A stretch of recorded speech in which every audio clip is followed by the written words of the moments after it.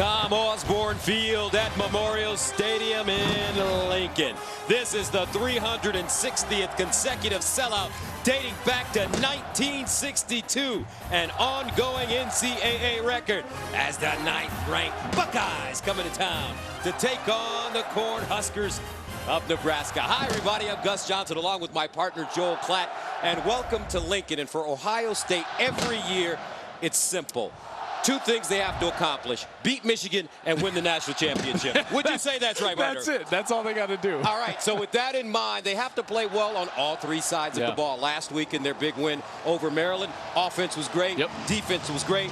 Special teams, a whole different story. And as their coach described it, it was an abomination last week on special teams. And he was correct, because it really was. When you look at what happened to them, they had a kick return taken back for a touchdown against Maryland. They had a blocked field goal. They had a fumbled snap on a PAT. They missed a different field goal. They have got to clean that up on the special teams if Urban Meyer wants to win a championship. Now, their quarterback is playing at a championship level right now. Early in the season, he wasn't forcing the ball down the field, but he is getting better throwing the ball down the field, in particular to Benjamin Victor in the red zone. And then his anticipation before the wide receiver breaks out of the top of his route, ball down the field. JT Barrett is playing very well. He's gotten so much better than what he was in the first two games of the season. All right, for Nebraska, they're coming off a loss here in Lincoln against Wisconsin. And when you look at what the Cornhuskers have been doing over the last 3 weeks, their coaching staff feels that they are close to getting to the point where they can really start winning some big games. Well, it's just been so inconsistent. You know, when they're good, they're very good, and that's very similar to how their quarterback plays, Tanner Lee.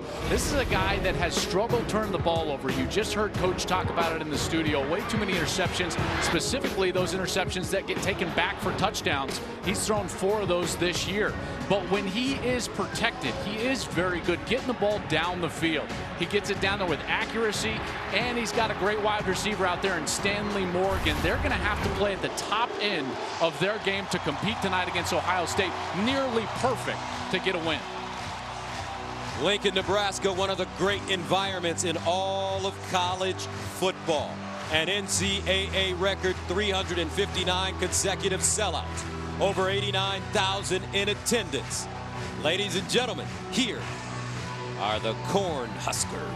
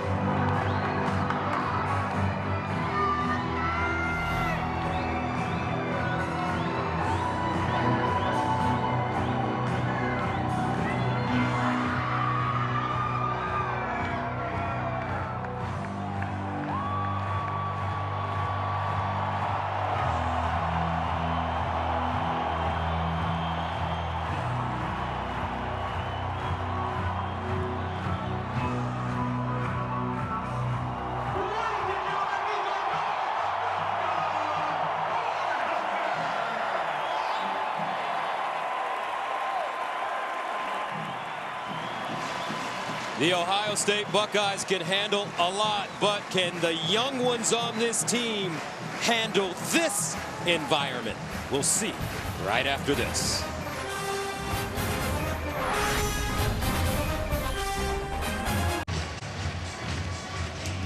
Ohio State, Nebraska, a series that dates back to 1955. Ohio State leads the series 4-1.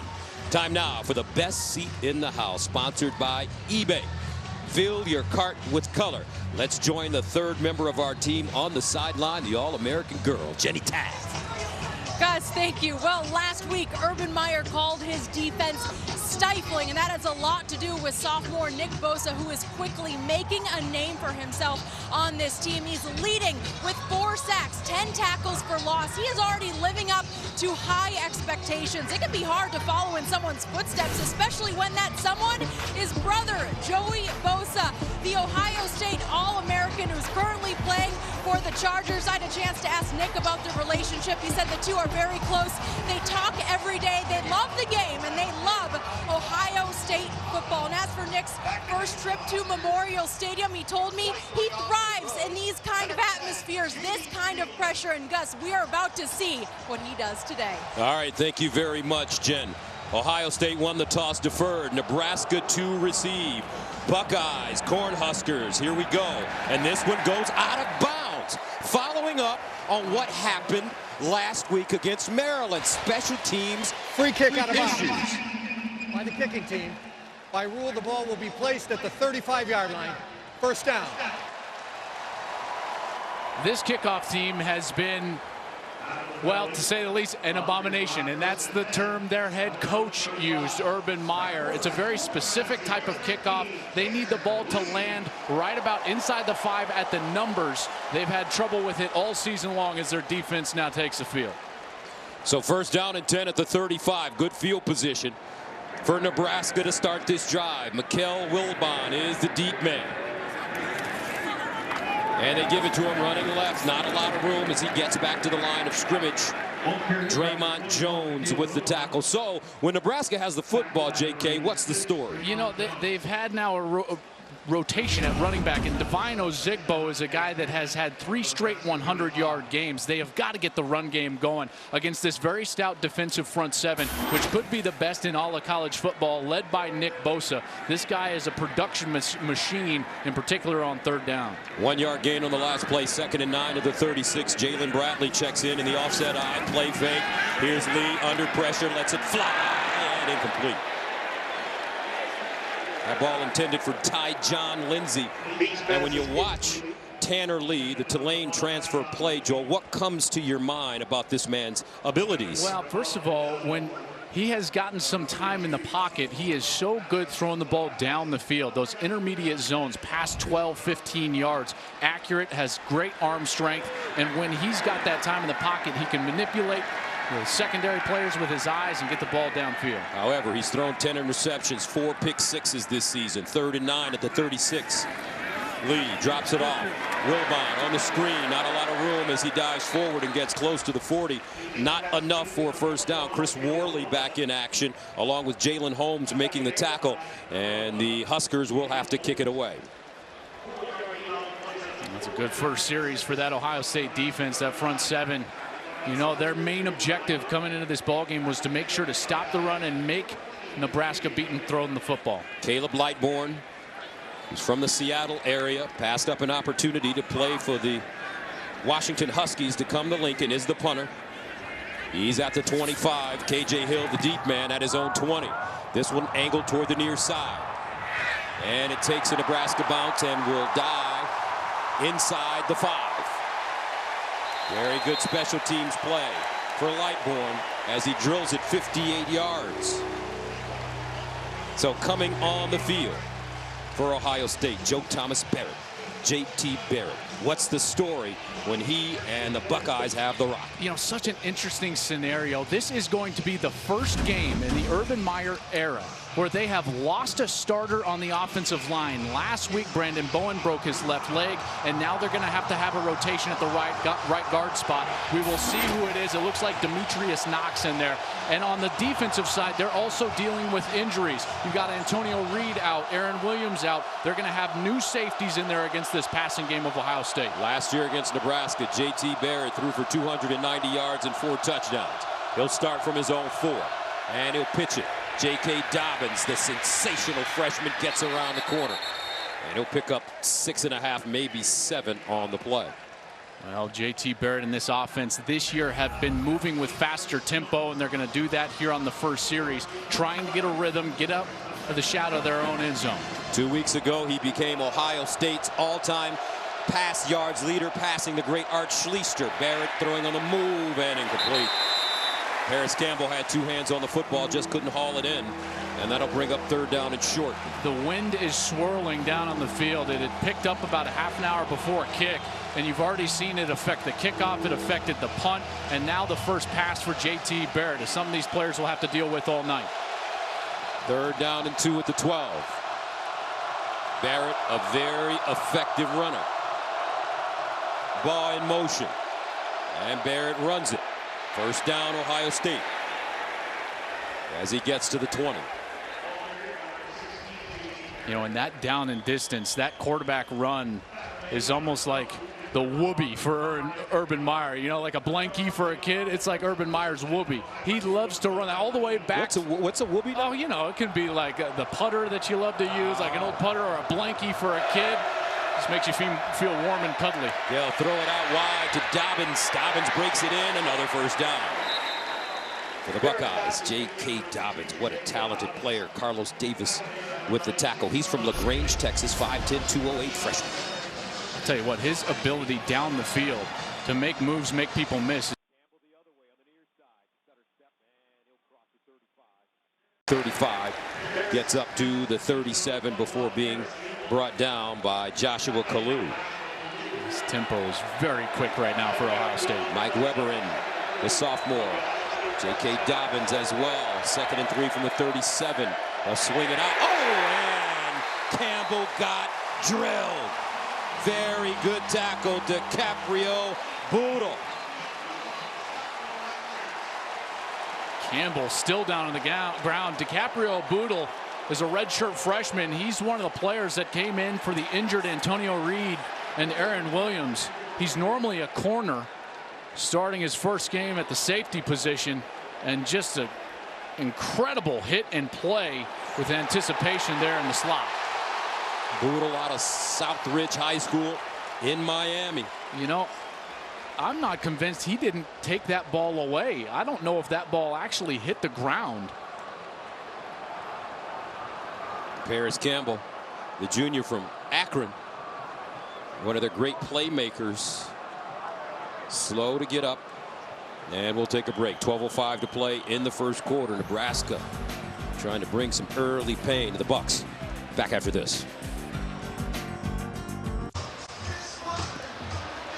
So that last play, DiCaprio Boodle comes up. He's going to hit Paris Campbell.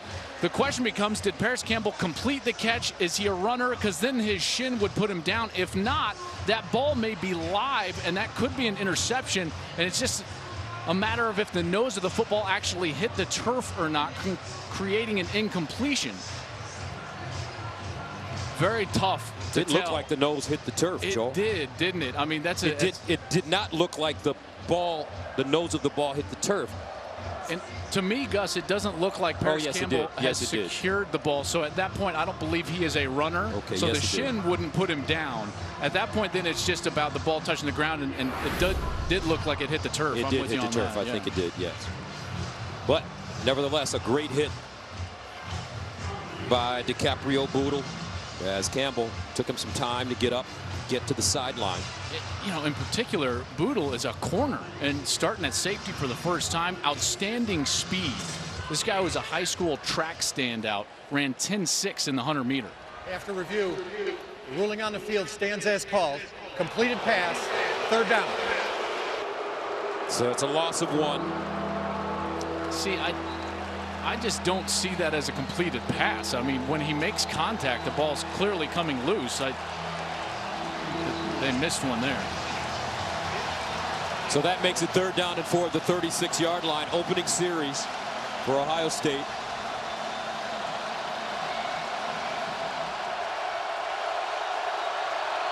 J.T. Barrett in the shotgun with Mike Weber next to him. Here's Barrett to throw it. Barrett underneath, caught, and a first down. K.J. Hill, the sophomore from Little Rock, Arkansas, knocked down by Dedrick Young, but Ohio State keeps the chains moving. And that's the part of the game for J.T. Barrett that I feel like has developed this year under his new coach, quarterback coach Ryan Day. His ability to decipher information and then keep himself alive, getting the 2nd and 3rd man in the progression. This drive started at the 4-yard line. 1st and 10 at the 41. They pitch it. Dobbins bottled up this time, finds a crease and makes something out of nothing. Great pursuit by Nebraska. They just couldn't get to him as he's finally stopped by Dontre Thomas. I mean, that's when the Jimmies and Joes come into play, right? I mean, everything was right for the Nebraska defense, and J.K. Dobbins still gains 4 yards. Actually gains 7. 2nd and 3 at the 48. Dobbins remains in the backfield. Here's Dobbins running left this time with a huge opening down the sideline. Puts on the afterburner, stiff arm, see you later. Touchdown, Ohio State. 52 yards.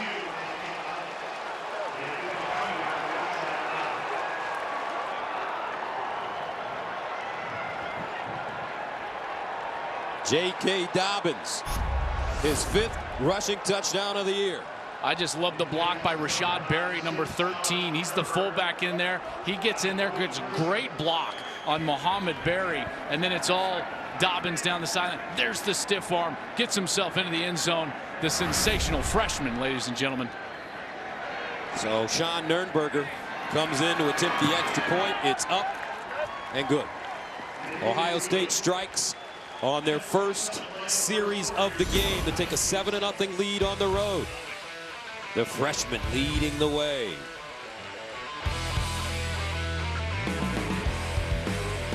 Vallis Pumpkin Patch, the family-owned farm, is about 40 miles north of Memorial Stadium. In Gretna, Nebraska, they host an annual fall festival that attracts as many as 300,000 people. A lot of stuff to do in Nebraska. As a matter of fact, they're known for their steaks. Joel, did you have a good steak while you were here? You know what? I didn't have a steak. Did you have a steak? No. Why not? Just trying to improve my diet a little bit. What? Yeah. I'm old, man. Cholesterol. Gotta make sure I keep that thing down. 9 plays, 96 yards as Ohio State scores in 2 minutes and 44 seconds. They rushed for 74 yards on that drive. Last week, Nebraska gave up 353 yards rushing to Wisconsin. And a lot of that was in the 4th quarter. You know, that Nebraska worked really hard. Aaron Williams, the safety who's not playing tonight, intercepted a ball, took it back for a touchdown, and they were tied at 17 with Wisconsin, and Wisconsin just laid it on them late in that ball game with the good old-fashioned running game. Blake Hopple will send it away. J.D. Spielman, the deep man for the Cornhuskers. And Nebraska will have it close to the 35. Let's go to Greg Wolf in Los Angeles for a game break. Gus, thanks. We go to Tuscaloosa, #1 Alabama, taking on Arkansas. Tide won 9 straight in the series. Damian Harris had a 75-yard touchdown run earlier, bounces off a couple tacklers here for the 4-yard score. And Alabama leads 17-0 first quarter. Gus, Joel, back to you. Man, that Bama team's so good. And you know the guy that doesn't get enough love? Jalen Hurts. The guy's playing out of his mind. 1st and 10 of the 33 for Nebraska. And they'll run it over the left side with Spielman in the jet sweep. Ohio State prepared as Jordan Fuller just rides him out of play. There's Pierce Campbell. And I don't know, it doesn't look like his helmet is in the vicinity. Yeah, and that's kind of the direction of the Ohio State locker room there as he gives a quick hug to a loved one. Of course, got hit by DiCaprio Boodle on one of the first plays of this game. Gain of 1 on the last play. They'll run it right. Wilman. And I'll tell you what. Jalen Holmes that time with the tackle. This defensive line for Ohio State is one of the best in America. Sifu Larry Johnson is the defensive line coach. Sifu means teacher in Chinese. And I tell you what, if you have a chance to study with Coach Johnson, by the time you leave Ohio State, you will have a black belt in defense. Sifu. Sifu Larry. 3rd down and 9 at the 34. Oh, you are the best. You know that? You are the best. Wilman in the backfield. Play fake. Lee under pressure and is hit as he throws. Screaming around the right side. Nick Bosa. Chris Worley as well. I mean, it's almost impossible to block this guy. First of all, they're going to send a lot of pressure right up the middle of the offensive line, and that allows Bosa to have a one-on-one on the outside, and he just takes Nick Gates right there, the left tackle, and beats him quickly, gets to the quarterback. That's one of the best defensive ends in America, folks. Those hands are incredible. So Nebraska punting it again. Lightborn sends it to K.J. Hill. He comes up. We'll start from the 23. Hill looking for some room. Jitterbugging, bounces it outside, stops, and finally goes down at the 35. But a flag on the play. 42-yard punt, 8-yard return. Kyron Williams with the tackle on special teams for Nebraska. Yeah, and I think they're pointing towards Ohio State, and Urban Meyer is not happy. Holding. Receiving team number 29. 10-yard penalty from the end of the kick. First down, Ohio State. What makes it interesting, Ohio State last couple of weeks struggling on special teams. Urban Meyer is the man that runs that particular department in Columbus. Here is our craveable moment, sponsored by Dr. Pepper. 6 years ago, Taylor Martinez and Rex Burkhead led Nebraska to the biggest comeback win in school history against the Buckeyes. Down 3 scores at the break. Huskers scored 28 unanswered points to beat the Buckeyes in their first trip to Lincoln. Trailed that game 27-6. Right now, Nebraska in a little trouble. Bucks up. 1st and 10 at the 15. Mike Weber in the game at running back with J.T. Barrett. Here's Weber, and he's gobbled up quickly from behind. Dedrick Young, the junior from Peoria, Arizona, Continental High School. You know, with this wind, I think Nebraska defensively has got to commit more resources to stopping the run game of Ohio State. It just does not seem like Barrett's going to want to beat you over the top with this wind whipping around. They've got to commit those safeties down low. 2nd down and 10. Barrett looking, goes through his progressions over the middle. Has an open receiver, Johnny Dixon. Johnny Dixon turning out to be a big-time, big-play receiver for Ohio State. What you're going to see is Dixon on that left side, and Barrett's going to work the progression. He's going to get to that 3rd man and deliver the ball over the middle. That's a strike against zone. They struggled with that a week ago. Doing a nice job here. Gain of 13, 1st and 10 at the 28. Play fake. Barrett will go up top, and incomplete. Flags all over the place.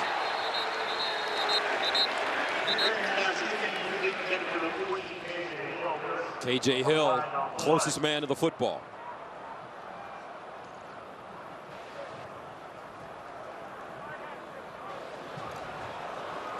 DiCaprio Boodle. Pass interference. Defense, number 23. 15-yard penalty, automatic 1st down. He's going to be over here, right here on the right side of your screen. He's going to get beat and has to reach out and just tackle KJ Hill, because KJ Hill was gone. That's where Barrett was going with the football. That's actually a great foul for Boodle. I mean, that's going to be 6 points for the Buckeyes unless he reaches out and tackles KJ Hill. So that makes it 1st and 10 at the 43. 2nd series for the Buckeyes. And they'll hand it to Weber. Breaks 1 tackle, 2 tackles, high stepper.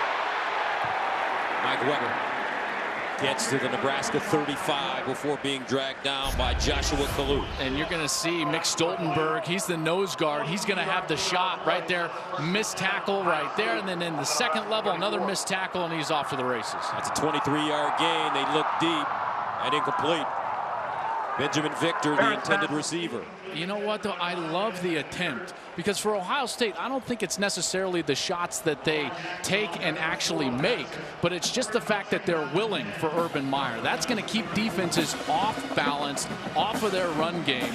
Now, if they can catch a couple of those deep ones, that's great, but just the willingness is good right now. Seems like that's what happened when Cardell Jones came in.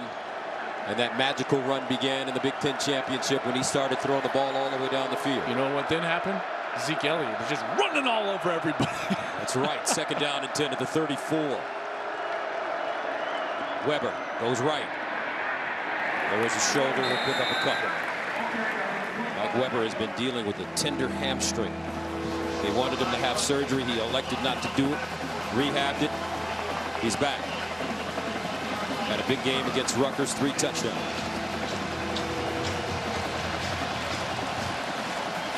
Third down 8.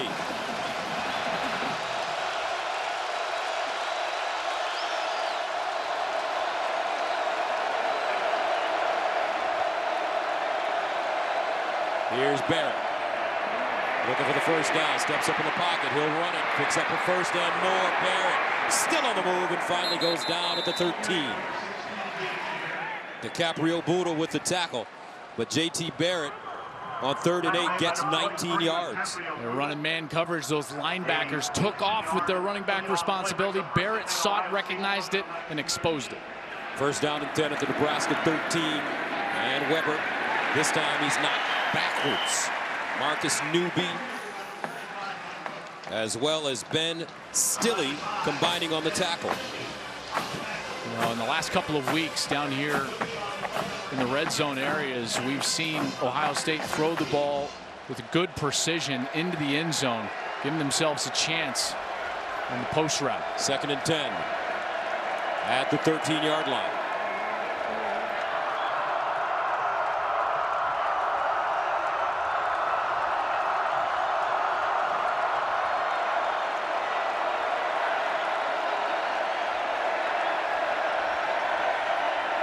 Barrett over the middle, and it's caught. McLaurin, as Terry McLaurin, the junior from Indianapolis, will pick up 7 yards on the play. Here's one of those big 3rd downs, and you can categorize it as short with just 3 to go. This is where Urban Meyer loves to run his quarterback. 3rd down, 3 at the 6. Ohio State 3 for 3 on 3rd down conversions here in the first quarter.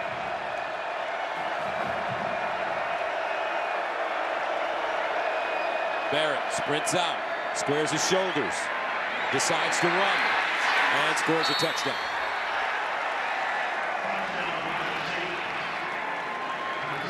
(13-0) Ohio State here in the first, and the Buckeyes are clicking. There's just way too much focus on the coverage as Barrett's going to roll to his left, and no Nebraska player on defense is accounting for the quarterback. All of them with eyes all over their wide receiver and their coverage responsibility. That's a great decision from J.T. Barrett. Take the easy 6, and he does it with his feet. Sean Nurnberger in to attempt the extra point. 14 shake. Ohio State, 5:39 to play in the first. Ohio State has gone 96 and 85 yards for touchdowns, and they lead it in Lincoln. And welcome back to Lincoln. J.T. Barrett gives Ohio State a 14-0 lead. Ohio State so far with 166 yards in total offense in 2 possessions. 35th career rushing touchdown for the young man from Wichita Falls, Texas. They have gone right down the field both times. Let's see if they can kick the ball down the field the way Coach Meyer wants them to. Nebraska from the 10, J.D. Spielman. Gets outside, has a wall to the 30, and finally taken down.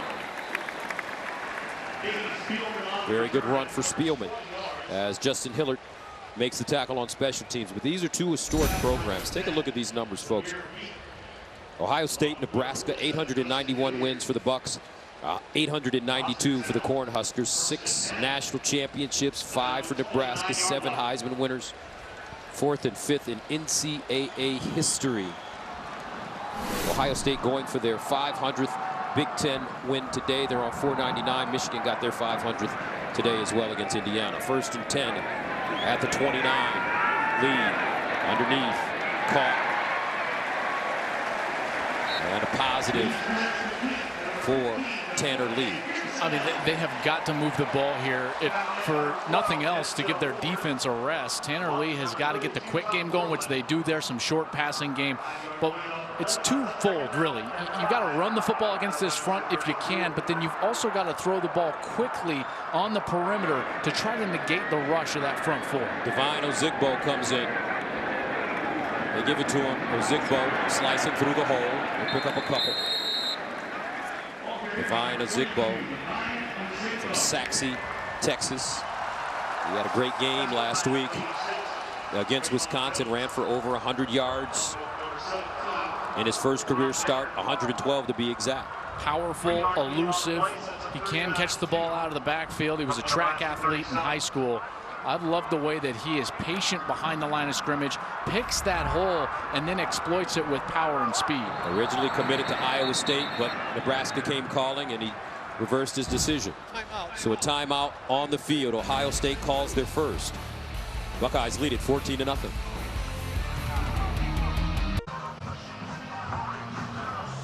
And 14-0, Ohio State, the 9th-ranked team in the nation.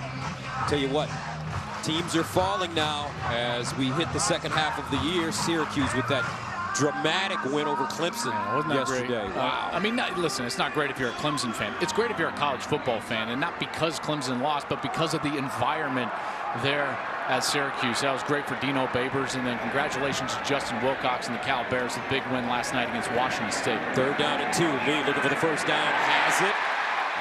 As they find J.D. Spielman, who dives inside Ohio State territory. Denzel Ward with the tackle. And there's that quick passing game, trying to get the ball out of Tanner Lee's hands as quickly as they can. And on the outside, J.D. Spielman runs a terrific route. I thought the ball was perfectly placed out there on the outside. Accuracy in the pass game is what allows for yards after the catch. Gus, the equation goes timing plus ball placement equals yards after the catch. You saw it on the last play. The first down for Nebraska from the 48. Lee, the opposite side, and another completion. Nice ball thrown to J.D. Spielman. Keeping the ball on the outside away from the middle of this defense. This defense is so good right down the middle. And if you're trying to drop back and throw a big 5 or 7 step drop, you're inviting those defensive ends up the field to make a play. So I really love the game plan on this series. They have adjusted, Nebraska has, and they're moving the ball very efficiently right now. Remember, Damon Arnett is not playing in the first half. The sophomore from Fort Lauderdale, he was called for targeting last week when he broke the jaw of the Maryland quarterback. 2nd and 4 at the 42. Ozigbo! What a move! Divine Ozigbo, but a flag on the play. Damon Webb with the tackle. Well, unfortunately, this is going to be a hold, and it's coming back. Holding. Offense. Number 68. 10-yard penalty. Repeat 2nd down. All right, so here's Nick Gates, the left tackle. And as this play starts to develop, watch as he's got the block right now, and then Ohio State, the defender, starts to move inside. And that was, oh boy, I tell you what, I did not see a hold there. You got to turn the shoulders at a minimum and really impede the progress of that defensive lineman. I thought that was a very ticky-tack call on Nick Gates. I didn't see the shoulders turn. I did not see a big grab of the jersey. But nonetheless, it negates the big run there for Nebraska. 64-year-old Mike Riley in his 3rd season as the head coach of Nebraska. 2nd down, play fake. Lee, here's a screen. Ozigbo will go nowhere. Damon Webb, first man to him. And Joel, you know when you're getting old when you look at a guy like Damon Webb, and I realized I played ball with his father growing up in Detroit. You said that David Webb Sr. yesterday in our meeting, and you said it with such a sad voice. He wore number 7. 3rd down and 14 at the 48. Don't worry, man. You just experienced. You're just a veteran. I got some experience. Grown man strength, right? That's right. You and Mike Gundy. Here's Lee to throw it. Drops it off and incomplete. Mikhail Wilbon took his eyes off the football. And Nebraska comes up empty. Yeah, and that penalty, just such a huge penalty against Nick Gates. Really negated this quality drive. Still trying to throw the ball short in the quick tempo, and Wilbon just unable to haul it in. Was not going to gain the first down. There were several Buckeyes waiting for him if he did make the catch. So KJ Hill stands inside his own 10-yard line as Lightbourne sends it away. High punt over the head and into the end zone. So Ohio State with the lead and the football coming back on the field. Let's go to L.A. and check in with Greg Wolf. Gus, thanks. We go to Athens. Number 4, Georgia, trying to go 7-0 for the first time since they last won the SEC back in 2005. Jake Fromm to Riley Ridley, the younger brother of Alabama wide receiver Calvin Ridley, who convinced him to go to Georgia. Bulldogs lead Missouri 14-7 in the first. Gus, Joel, back to you. 6-0, 3-0 in the conference. Georgia is for real. Yeah, and in large part due to that quarterback. But this weekend has been wild.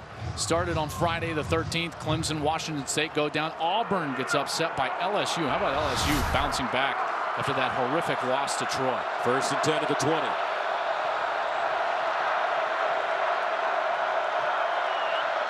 High snap handled by Barrett. He'll give it to Dobbins, and Dobbins dropped at the line of scrimmage by Muhammad Berry, the sophomore. from Grayson, Georgia.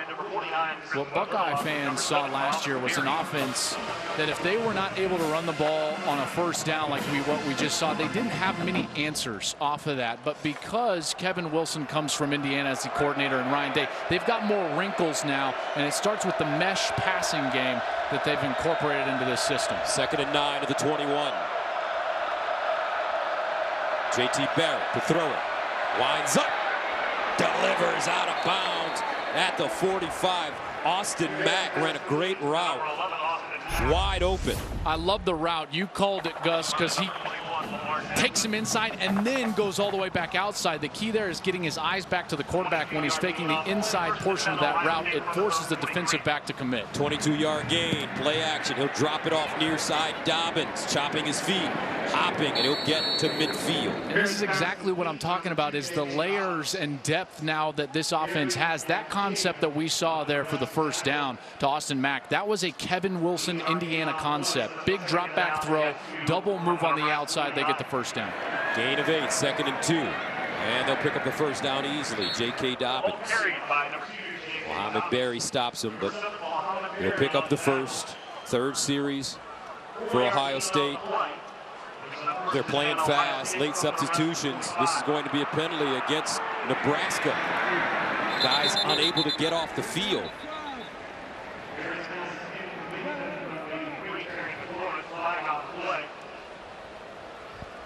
Ohio State did not substitute, and Nebraska was trying to substitute even though they did not have the help of the officials.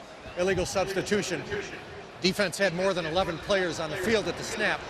5-yard penalty, first down. You know, Bob Diaco, the defensive coordinator there, remember he was the head coach at UConn. He told us that they were going to rotate players, and that rotation was known, that the kids were going to rotate at times. But if they don't substitute on the offensive side, you cannot substitute on defense with the type of tempo and pace that Ohio State plays with, or else you're just inviting that type of a penalty. First down and 5 at the 40. 20 seconds remaining in the first quarter. Buckeyes have been brilliant on offense. Here's the handoff to Dobbins. And a submarine down. Newby with the tackle. That could bring us to the end of the first quarter. Yeah, likely will. It was a quarter that was dominated by Ohio State.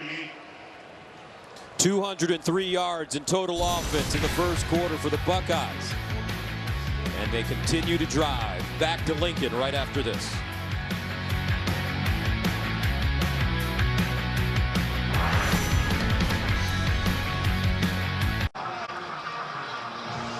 Start of the second quarter in Lincoln, Nebraska, the 9th-ranked team in America, the Ohio State Buckeyes leading. I'm Gus Johnson along with Joe Klatt, Jenny Taft, and Mike Pereira. Our rules analyst is in LA, ready to join us. 2nd down and 3 at the 38. Mike Weber in the backfield.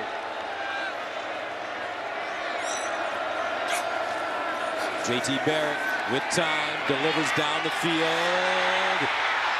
Incomplete, but a flag on the play. K.J. Hill was open.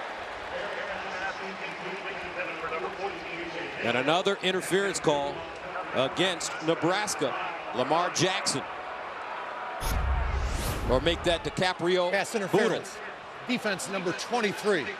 15-yard penalty, automatic first down. Yeah, pretty clear there. Boodle making contact with Hill, and that's twice now that Hill on a double move has beaten Boodle badly, and Boodle has had to commit the pass interference just to save a touchdown. So that's an area where the mismatch is favoring Ohio State. They should come back to that several times during the course of this game, and I'm sure that they will. 4 penalties for 45 yards already against the Cornhuskers. 1st and 10 at the 23.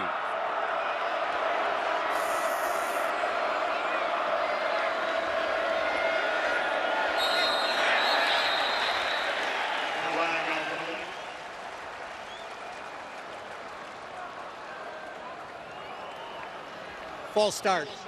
Offense, number 73. 5-yard penalty, first down. Left guard Michael Jordan. And isn't it just fascinating? Urban Meyer is such a perfectionist. He lives and dies on every detail of the way his team is playing. Right now, Special teams. And that last play giving him some agita. 1st and 15 at the 28.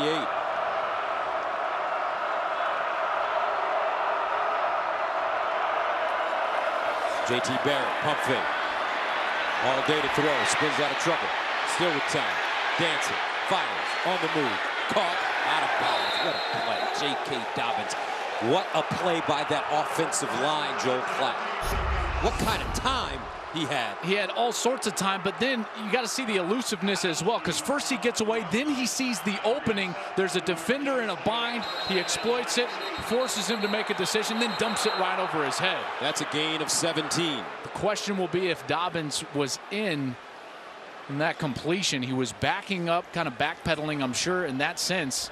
It was very difficult for him to know where he was on the field. Previous play is under further review.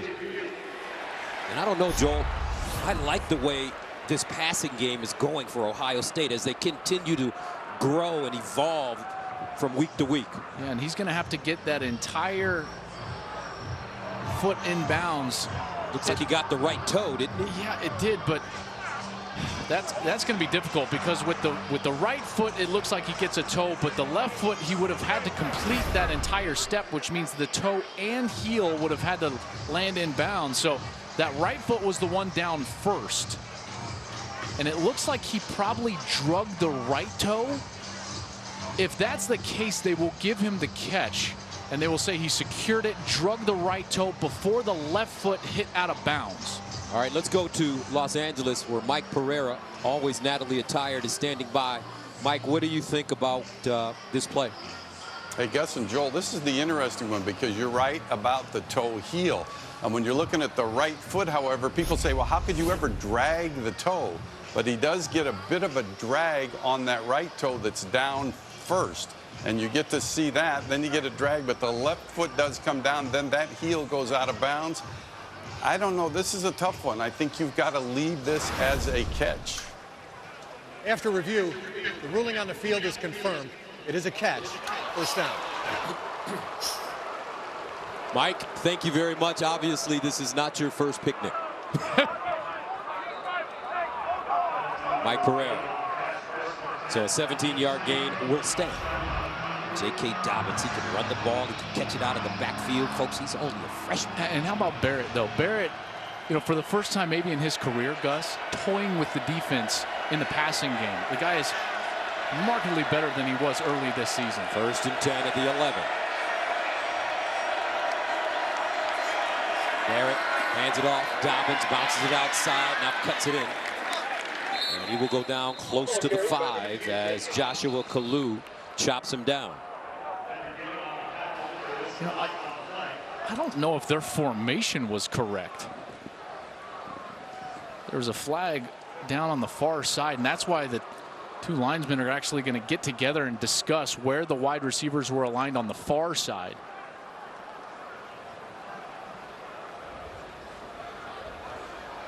Illegal formation. The offense had more than 4 players in the backfield. 5-yard penalty. First down. See what happens here is they've got the motion, and they need this player all the way up on the line of scrimmage. They're deeming that he was not.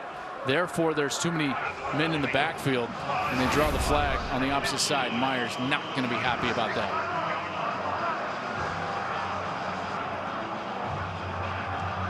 Details. First down and 15 at the 16-yard line. Dobbins the pistol.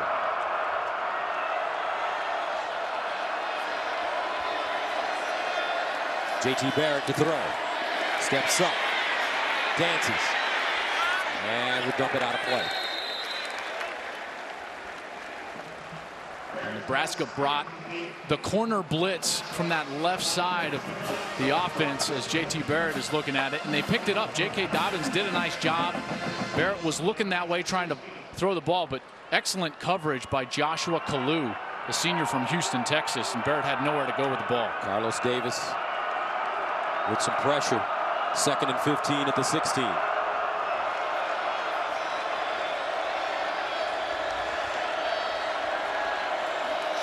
JT underneath, caught. KJ Hill, touchdown Ohio State. How simple can it get for the Buckeyes?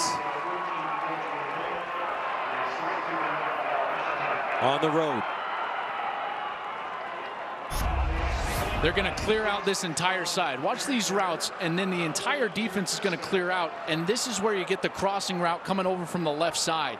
KJ Hill's going to be patient. Now he turns on the jets as that clear out has taken place. Excellent concept.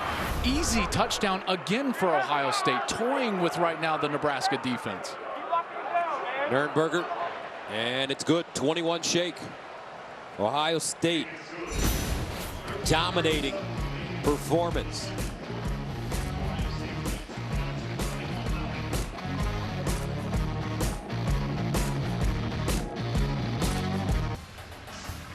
(21-0). Ohio State with the lead. 3 possessions, 3 long drives for the Buckeyes. 96, 85, most recently 80 yards. The defense has held Nebraska to 34 yards total.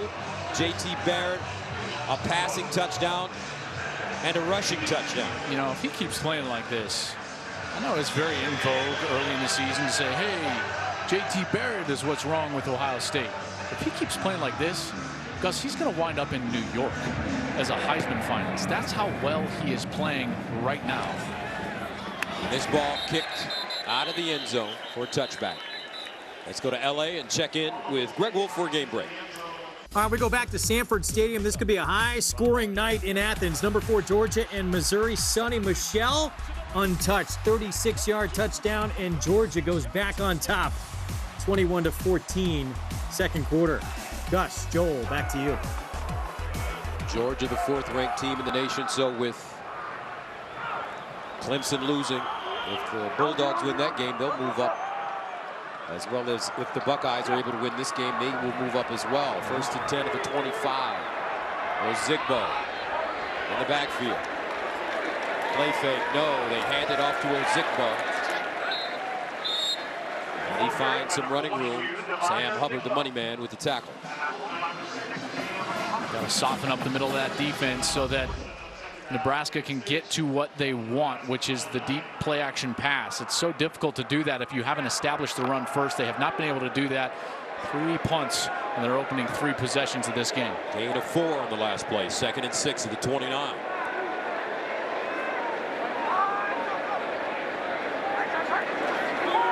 Short drop for Lee. And he runs it. Lee looking for the first down. Goes down hard. As he's wrapped up by Dante Booker, as well as Tough Borland. Brings up 3rd and short. Well, he did a nice job of creating a scenario where it's just a short third down situation, because that defense has got to get some rest. 3 long drives already for Ohio State. Nebraska has got to convert here. On 3rd down and 1.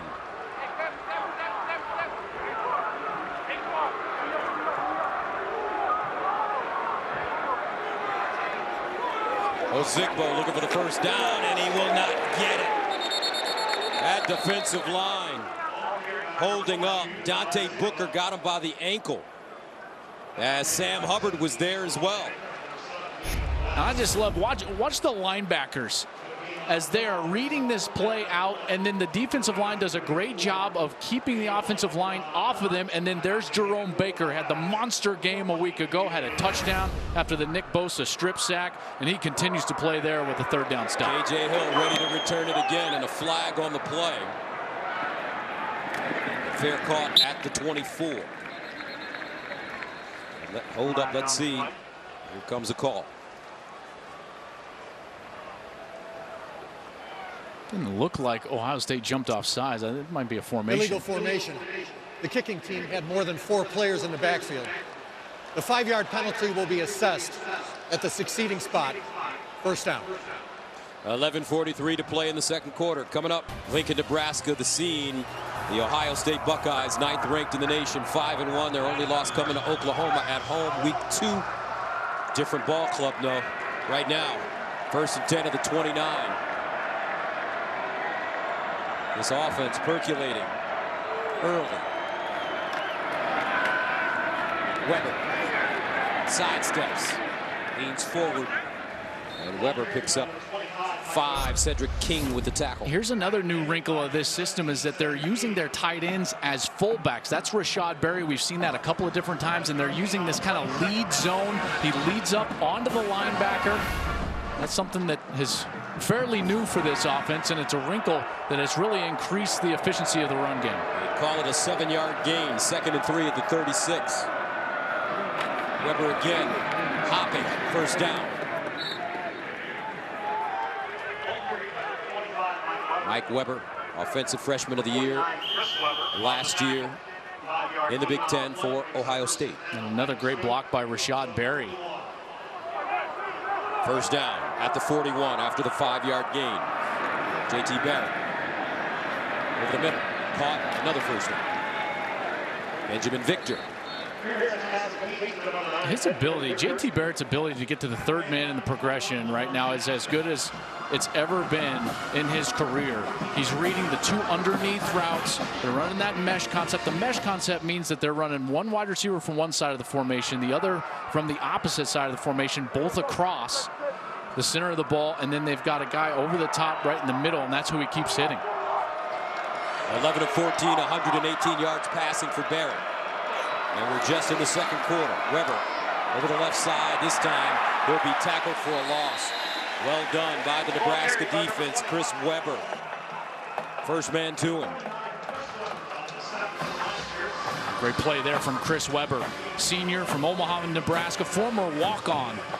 Has extensive on-field experience here at middle linebacker. Really good leader, strong student. Loss of 3, 2nd and 13. Barrett looks underneath again, and he has a receiver as Benjamin Victor coming across the middle. Nice hands as he pulled it down. And again, Barrett looks all the way off to the right side, comes back to the left side of the field for the completion. Complete control of the passing game. Gain of 12, 3rd and 1. They run it for the 1st down and get it, Mike Weber. I don't know, Joel. These Buckeyes aren't messing around. I'll tell you what, last week before the Maryland game, we had Ohio State, and Urban Meyer talked about the offensive line being one of the keys to this entire season. Said if the tackles, and more specifically the right side of the offensive line, if they play with an anger and a nastiness that is elite, then this team has elite potential. And I feel like we're seeing that come to fruition on the field. This team is playing at a very high level right now. 18 1st downs for Ohio State already, only 1 for Nebraska. 1st and 10. They fake the pitch. J.T. Barrett. And Chris Weber grabs him from behind. That right guard spot was a bit of a question coming into this game. Big number 78, Demetrius Knox, junior from Fort Worth. He won the battle this week. He's getting the start here at right guard, and he's doing very well so far. 6'4", 308. 2nd and 6 at the 31. Hill in motion. Barrett going for a big one here. Caught, touchdown, Buckeyes. Terry McLaurin.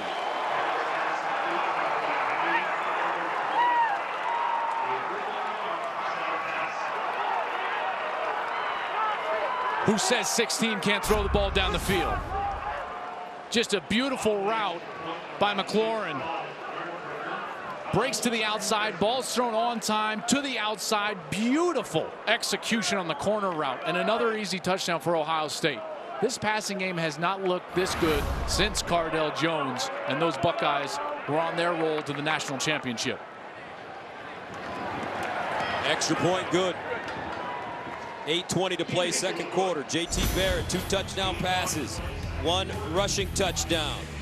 Buckeyes go 8 plays, 71 yards, and 3:23. J.T. Barrett, 28-0. Barrett has been spectacular in this 1st half. Ohio State with 307 yards of total offense in 21 and a half minutes. Barrett, 13 of 16, 161, and 2 passing touchdowns and a rushing touchdown. Spielman starts from the 1. And Spielman taken down at the 15. Let's go to Los Angeles. Hold on, Make sure we check to see the flag.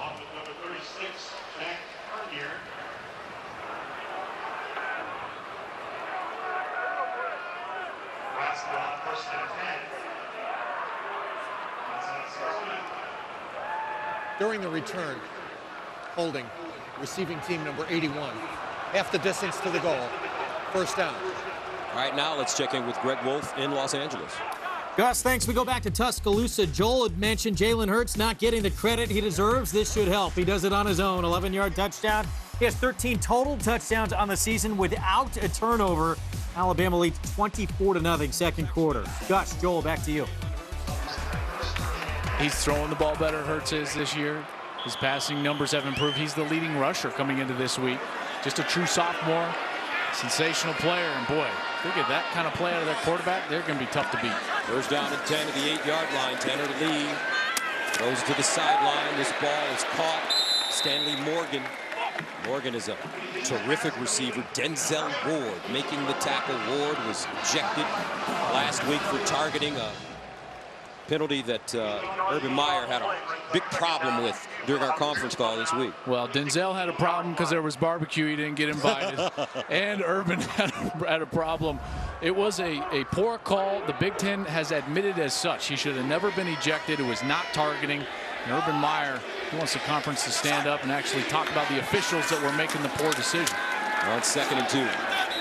Let's take another look at the play with Denzel Ward last week.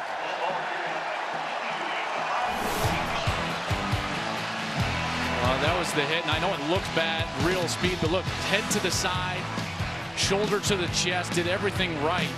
Head of the Maryland player actually moves forward, so just the physics of the kinetic movement should tell you that he didn't contact the head or neck area first, and he was walked off the field. And it's one of these things where Urban was upset because he's walked off like some sort of villain in front of 105,000, 2.6 million on television, and it was the wrong call. You know, and in that respect, they really need to hold these replay booths more accountable and let people know who are in those booths. First down, Ozigbo. Gain 2. Jones with the tackle for the Buckeyes. Urban Meyer, what a man. He's a CEO, head coach, leader, motivator, champion. I mean, more than anything right now, I mean, all of those things, yes, but motivator. I mean, this team is playing. It's like their opponent doesn't matter. You know, their internal standard is what they're trying to play against right now. And another big-time hit for the Buckeyes. Jerome Baker, the junior from Cleveland. He was being blocked at the time, and he's still able to get in there. Knock the mouthpiece out of Mikhail Wilbon.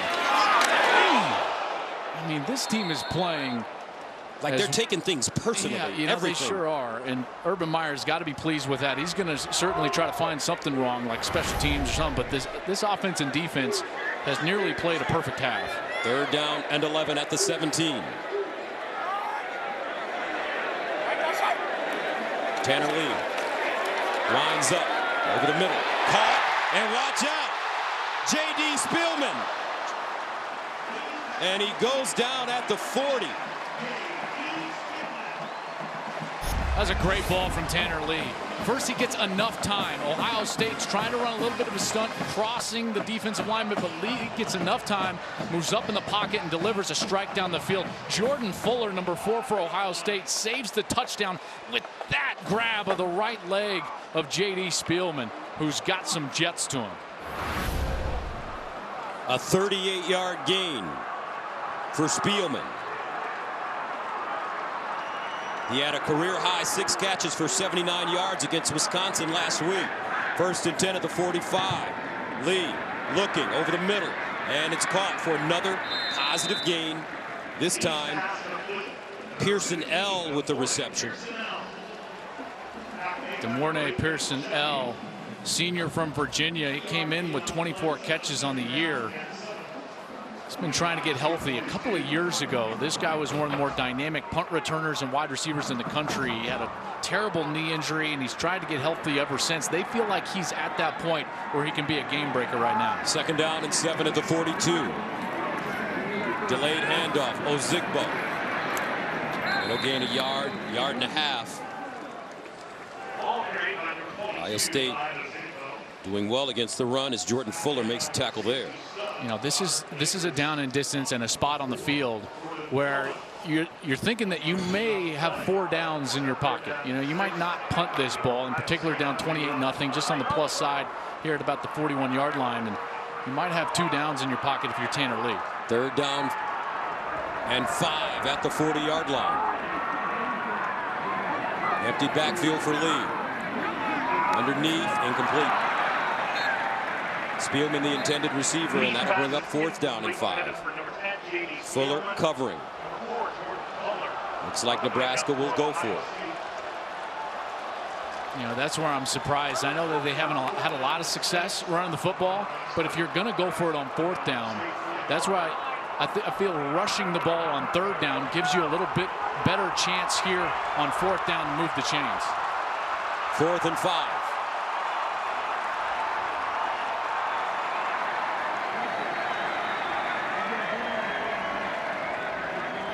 Lee looking for the first, goes up top and incomplete. Nebraska fans want a flag. J.D. Spielman, the intended receiver, but Jordan Fuller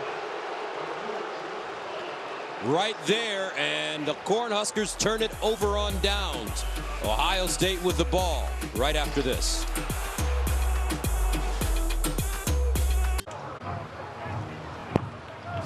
And since the loss to Oklahoma, Ohio State's been doing some pretty good things. Whew. I'll say, outscoring their opponent 52.5 to 10.5, gaining over 600 yards, holding their opponent to about 150. They've outscored them in total 238 to 42 over that span, including tonight's 28 points. 1st down at the 41. 3:39 to go, 2nd quarter. J.T. Barrett looking for more. Over the middle, caught near the sideline. K.J. Hill. This is a great route, kind of over the formation from K.J. Hill, and look at the patience. First, the offensive line did a great job of giving him protection, but then Barrett waits for that hole late.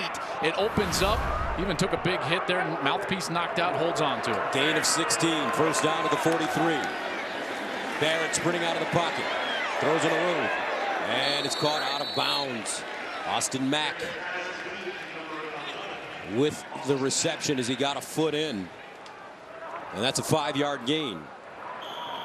And again, the tempo at the line of scrimmage, ready to snap the ball. 2nd and 5. Barrett, near side. And it's ball, the tight end. His forward progress will get him close to that 1st down mark. And this is that down that they like to go fast and then lean on the run game. And that 3rd and short range.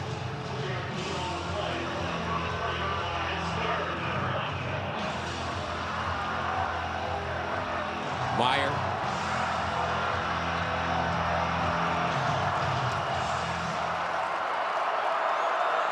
Third and 1.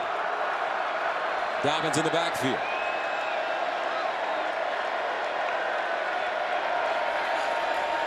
J.T. Barrett on the drop. 1st down and more as he goes down at the 25 for a 9-yard pickup. Kalu with the saving tackle. Yeah, great scheme there. They pull that backside guard, Demetrius Cox. He leads up the hole, and J.T. Barrett gets the easy conversion, and now back at the line of scrimmage again. Their tempo has increased now that Kevin Wilson has come over as their offensive coordinator. He had one of the fastest offenses at Indiana, and he has brought that philosophy here to Urban Meyer and Ohio State. 1st down at the Nebraska 26. Dobbins with a lane.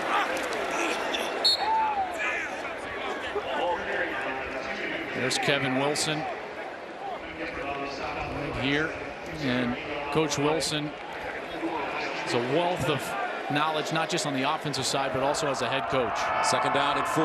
Barrett drops it off in the flats. Dobbins stays in bounds and picks up a 1st. They're just hurting Nebraska in so many different ways. They're throwing the football efficiently, not just short, but also down the field with J.T. Barrett. They're running the ball efficiently, not just with their running backs, but also with J.T. Barrett and some of those called quarterback runs. Everything that Ohio State is doing, not only are they executing, but they've been very successful with all night long. First down to the 14. 1:29 to go in the first half. Barrett underneath. Hill. First down.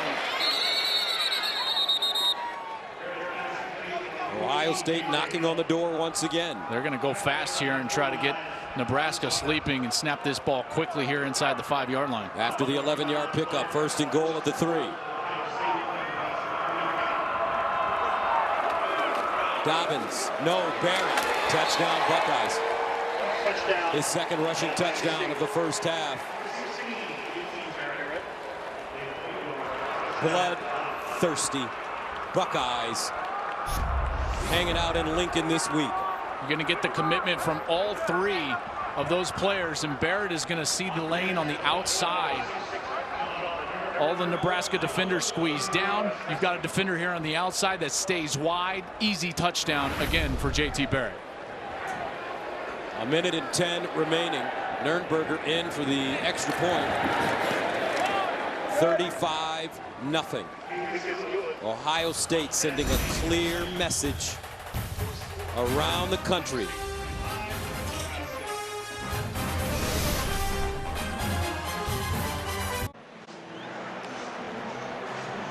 $35-0. Ohio State leading Nebraska.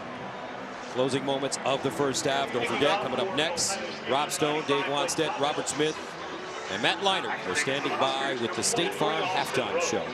A lot to talk about here in college football as we hit the halfway mark. And they're going to have to start talking about this young man for the Heisman Trophy. I think he's putting himself in that category. And Mike Riley knows that he's run into a buzzsaw here tonight, named the Ohio State Buckeyes. This one kicked out of bounds.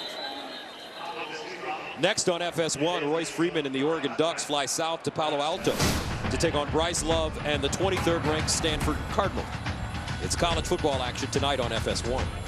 And speaking of Heisman Trophy, Bryce Love. Bryce Love needs to get some more love. This guy is sensational. 150 yards in every single game this year. 1,240 rushing yards on the season. I mean, he's ahead of Barry Sanders' mark. That's incredible. In the same sentence as that season, which I think was the greatest season in college football running back history. Tanner Lee goes up the sideline, and it's incomplete. Intended for Morgan, but Sheffield covering the sophomore from Missouri City, Texas. He was the #1 junior college corner in the country. They get him from Blinn Junior College, and he has been very good. He was kind of that third corner in the rotation, and with Damon Arnett out in this first half because of the ejection last week, Kendall Sheffield has come on, and he's played very well here tonight. 2nd and 10 to the 25. Lee under pressure, got it away, and it's complete to his tight end, Tyler Hoppus, the senior. A 9-yard gain. I mean, the pressure is immense on Tanner Lee. He barely has time to get this ball off. 3rd down and 1. Lee. Incomplete. Brings up 4th down. Pierson-El, the intended receiver. I'm actually surprised, Gus, with that completion being short of the 1st down mark, that they didn't take a timeout, knowing that if they did not get the 1st down, it's presenting a 4th down situation. They're going to stay on the field here. There is plenty of time, and Ohio State has timeouts left. This is inviting a very bad scenario if you're Nebraska. Ohio State with 2 timeouts left. So Nebraska throwing caution to the wind on 4th and 1, going for it. And now a timeout by the Buckeyes. Yeah, I think that's a smart timeout. Ohio State. They're second. 42 seconds to play. Back after this.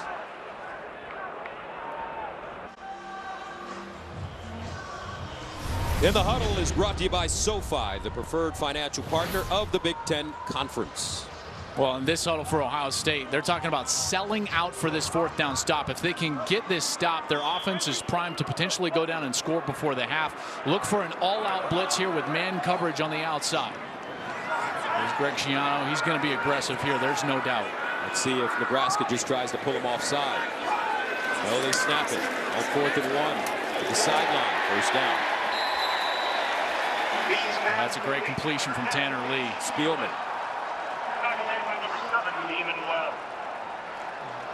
They're going to have to move very quickly. They do have 3 timeouts in their disposal. From the 41. Tanner Lee. Hit as he throws. Incomplete. A lot of pressure from that Ohio State defense. Yeah, and guess who? Nick Bosa. His hands are so good. Nick Gates, that left tackle, he's in one-on-one right now with Nick Bosa. He can't block him. He cannot block him. Nebraska is going to have to give some help over there to Nick Gates. The problem is Brendan Hymas is a true freshman on the other side. This is such a smart philosophy from Ohio State. So Nebraska is giving some protection help to Brendan Hymas, the right tackle. Means Gates going to be one-on-one, so they put Nick Bosa on Gates. 2nd and 10 to the 41. Tanner Lee with time complete. Got a flag on the play. Ball intended for Stanley Morgan. And covering Denzel Ward. Thought Ohio State might have been offside on that play. Offside. Defense, number 2. 5-yard penalty. 2nd down. That's a talented freshman, Chase Young. Yeah, really talented true freshman. 6'5", 240 pounds. Had a strip sack, fumble. Last week, he just lined up offside. There he is, kind of top of your screen there on the line of scrimmage. That'll make it 2nd down and 5 of the 46 with 24 seconds remaining.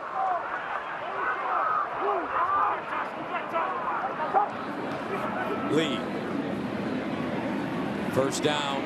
Morgan tries to spin out of it, but he goes down right in front of the marker as Denzel Ward manages to bring him to the turf. You know, the wind is swirling, but they are going to be against the wind here if they're trying to kick a field goal. And Morgan hurt. Nebraska calls a timeout. 17 seconds to go, 35-zip.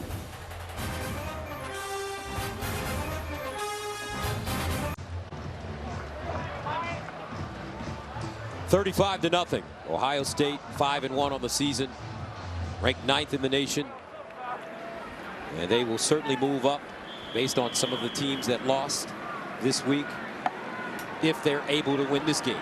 1st and 10 at the 49 for Nebraska. Lee over the middle, incomplete.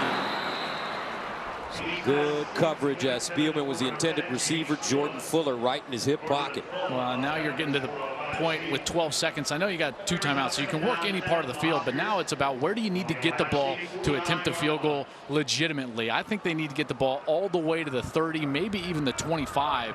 With the way that the wind is swirling, they would be against the wind with this kick. So pretty significant yardage here needed for Nebraska to attempt this field goal. And their place kicker, Drew Brown, is a Lou Groza Award watch list candidate. Lee spinning, lets it go, and throws it out of bounds. Now you're in a situation where Jerome Baker with pressure. Yeah, and Baker's had a great half, had a great game last week. Gus, I know you love Jerome Baker in his game. But now Nebraska's in a position where they might need to take this shot towards the end zone, because I don't think they can run a play for the yardage necessary to then also have another play, even with that timeout. So we might be seeing here the heave to the end zone. 5 seconds remaining in the first half. And Ohio State calls a timeout. Timeout, Ohio State. And we will take one more break.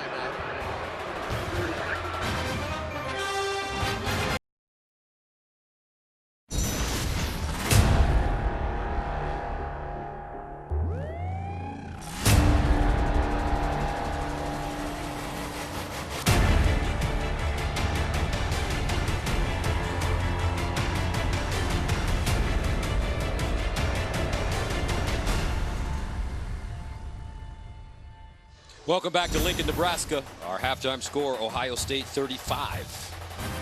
Nebraska, nothing. Gus Johnson along with Joel Klatt. Last week when we had a chance to talk with Coach Meyer in his office, he said he's trying to get his team to understand that they have to be feared and respected. But in order to be feared and respected, you have to play nasty and angry. Oh, and they've done that. They've done that tonight. They did that last week. They're taking his message to heart. Another thing that, in particular, Ohio State fans have been wanting is the development of the pass game. And J.T. Barrett is developing as well as I've seen a quarterback in a long time under this new system with Kevin Wilson and Ryan Day. Look at him go through his progressions with his eyes. Unbelievable camera work there to see how he goes through his progressions, gets to the third man in the progression, and then hits him for a first down. And then here, going down the field. That's something that Ohio State has desperately needed to do over the course of the last couple of years. They're starting to do that now. Barrett's playing at a high level. I think it's been his best football that he's played in an Ohio State uniform in his career. The first half stats, and it's been dominated by Ohio State. But you also have to say the reason Barrett is playing this well is because of the excellent play of this O-line. Yeah, and that was a big question, you know, for them coming into this year, is the nastiness, as you called it, of that offensive line, and they've certainly paved the way. Let's go downstairs to Jenny.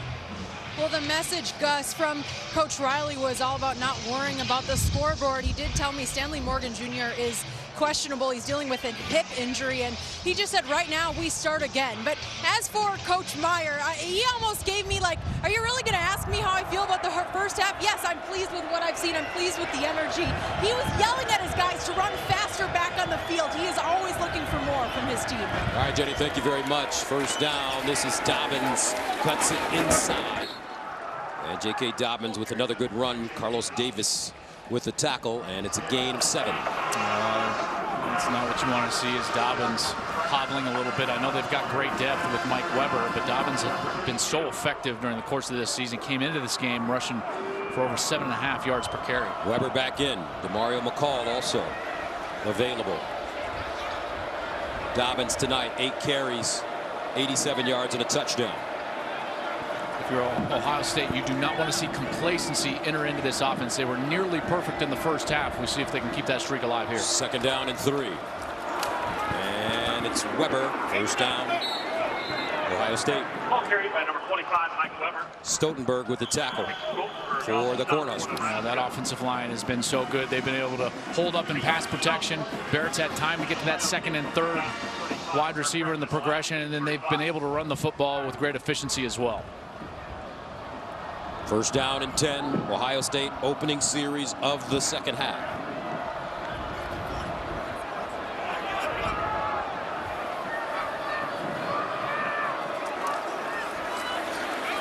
Weber, first down, and he's chopped down at midfield. Lamar Jackson with the tackle, but Weber with a huge hole and a 14-yard gain. And here's the right guard. This is Demetrius Knox, and he came in because Brandon Bowen broke that left leg, and this guy is playing really well. If he's playing this well, this offensive line goes to another level. J.K. Dobbins back in. J.T. Barrett to throw it. Look at him all day to throw the football. Barrett decides to run it. He'll get back to the line of scrimmage and hop out of bounds. That's a good decision. He was covered up down the field. Good coverage by Nebraska. No one was loose, and Barrett had to hold on to that ball. Had excellent protection, and then does the smart thing, gets himself back to the original line of scrimmage, maybe gains a yard, and gets out of bounds. Second down 9 at the 49.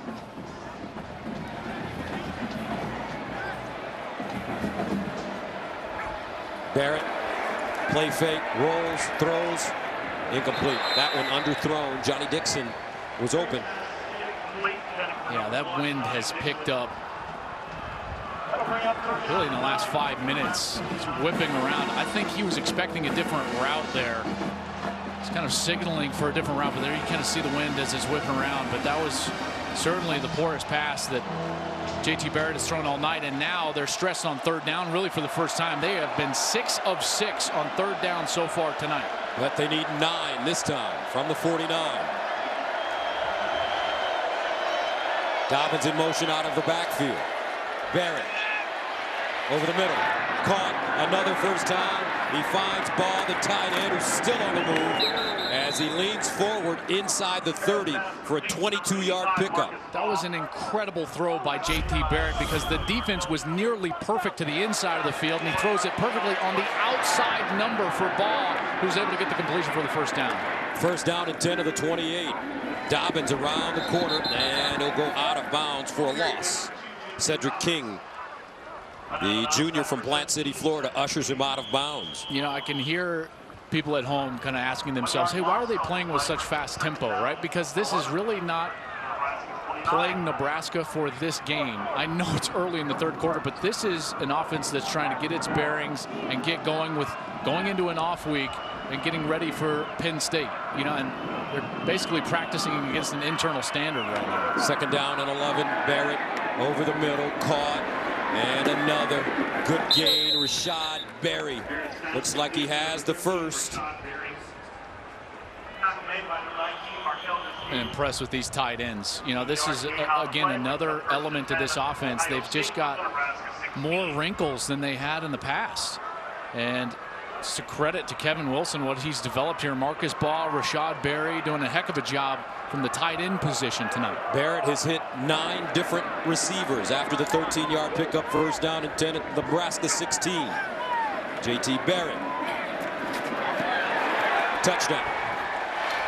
Rashad Berry.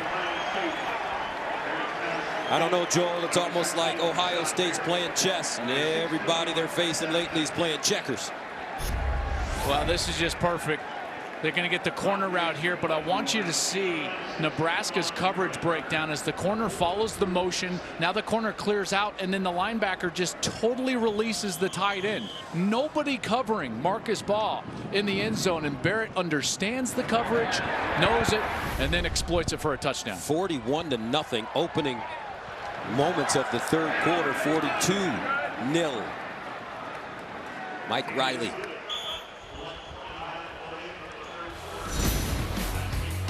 J.T. Barrett. Pitch and catch. Buckeyes. 42-0. The Ohio State Buckeyes have been perfect on offense and defense. As you take a look over the last 19 quarters, they've outscored their opponents in a big way.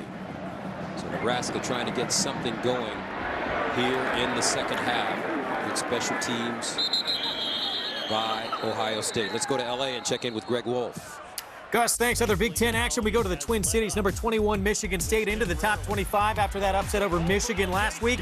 Trying to not make it short-lived. L.J. Scott, 24-yard touchdown. Spartans lead 17-6, second quarter. Gus, Joel, back to you. I tell you what, Coach D certainly has the Wolverines numbers. Going into Ann Arbor and winning that game in the rain last week was just, they just did a tremendous job. Great defense, rugged, hard-nosed linebacker play from Joe Bocci. Love it. Here's Lee looking deep, and he throws it out of play. Well, the elephant in the room for Nebraska is their head coach, Mike Riley. AD was fired. Coach Riley told us yesterday, he said he is hopeful that he can continue to work here at Nebraska. It's going to take 4 to 5 years to get it where they want it to go. Yeah, it's interesting because I don't know if he'll get that, in particular with the change at the athletic director spot that they made earlier in the season. Lay fake Lee over the middle, caught with running room. Here he goes. It's J.D. Spielman down the sideline. Spielman, can he get there at the 10? Touchdown, Cornhuskers. 77 yards.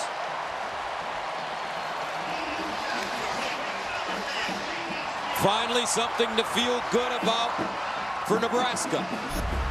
That's one of these short routes. Here's Spielman in the slot, and he's going to run a little bit of a crossing route here, kind of an inside slant, and he's just totally let go. Now, the Buckeyes normally are in man coverage. They're almost exclusively in man coverage. That time they were trying to play zone. They got confused.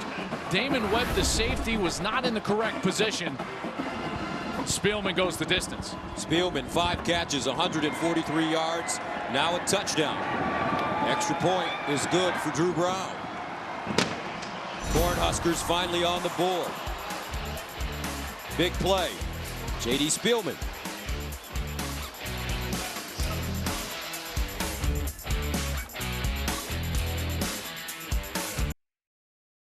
Two to 7. Ohio State finally yielding a touchdown to Nebraska.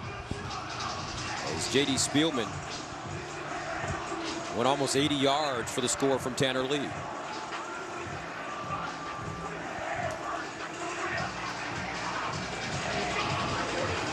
A lot of work to do.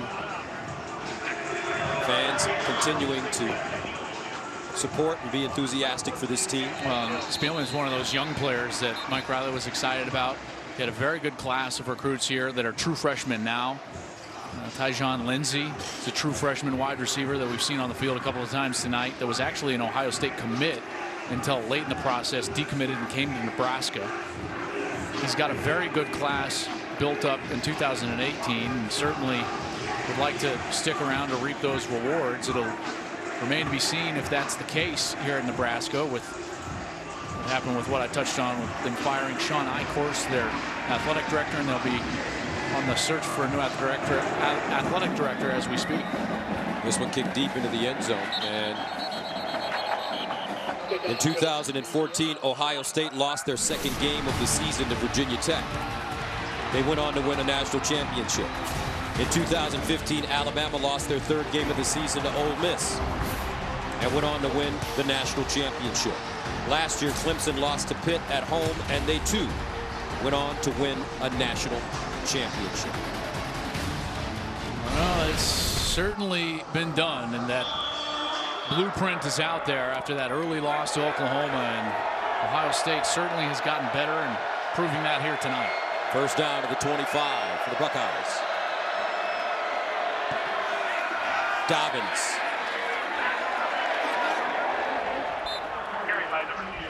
I think there was a late flag there on the far side of the field. I think they're going to get Nebraska here with a personal foul. Personal foul. Hands to the face. Defense number 91. 15-yard penalty.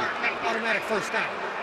Akin Molandun called for the penalty. Yeah, and he was working against the right tackle Isaiah Prince, and as they were working up the field, Akin Molandun has had that left hand way up into the face mask of Isaiah Prince, and Ohio State will get some free yardage, not like they've needed it tonight. First down for the Buckeyes at the 44.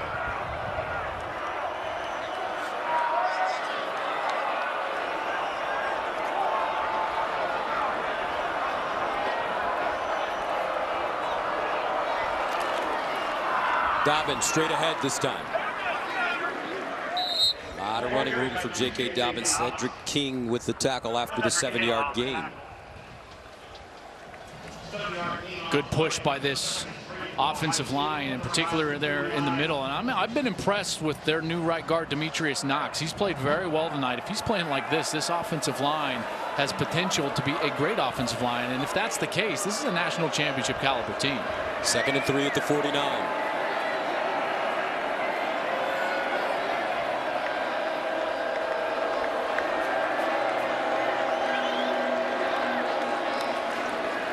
Barrett pulls it and picks up a first.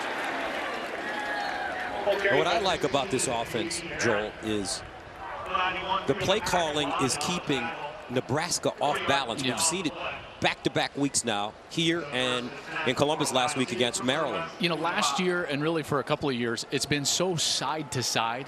Gus kind of sideline to sideline, the little bubble screen, then the run play, then another bubble screen on the outside. And Ohio State fans grew really sick and tired of what they were seeing out there on the field, but it's very different now, and there's more of a vertical component to this offense under Kevin Wilson. Dobbins, and he gets close to that first down marker. And it should be said that vertical doesn't mean that it's down the field vertical, but it just means that there's a more of a north-south nature to what they're doing, both in the passing game and in the running game. There's less side to side, and because of that, they're chewing up more yardage. They're better on first down, and then in turn better on third down. Dobbins, 12 carries, 106 yards, and a touchdown. 2nd and 1. Weber in now.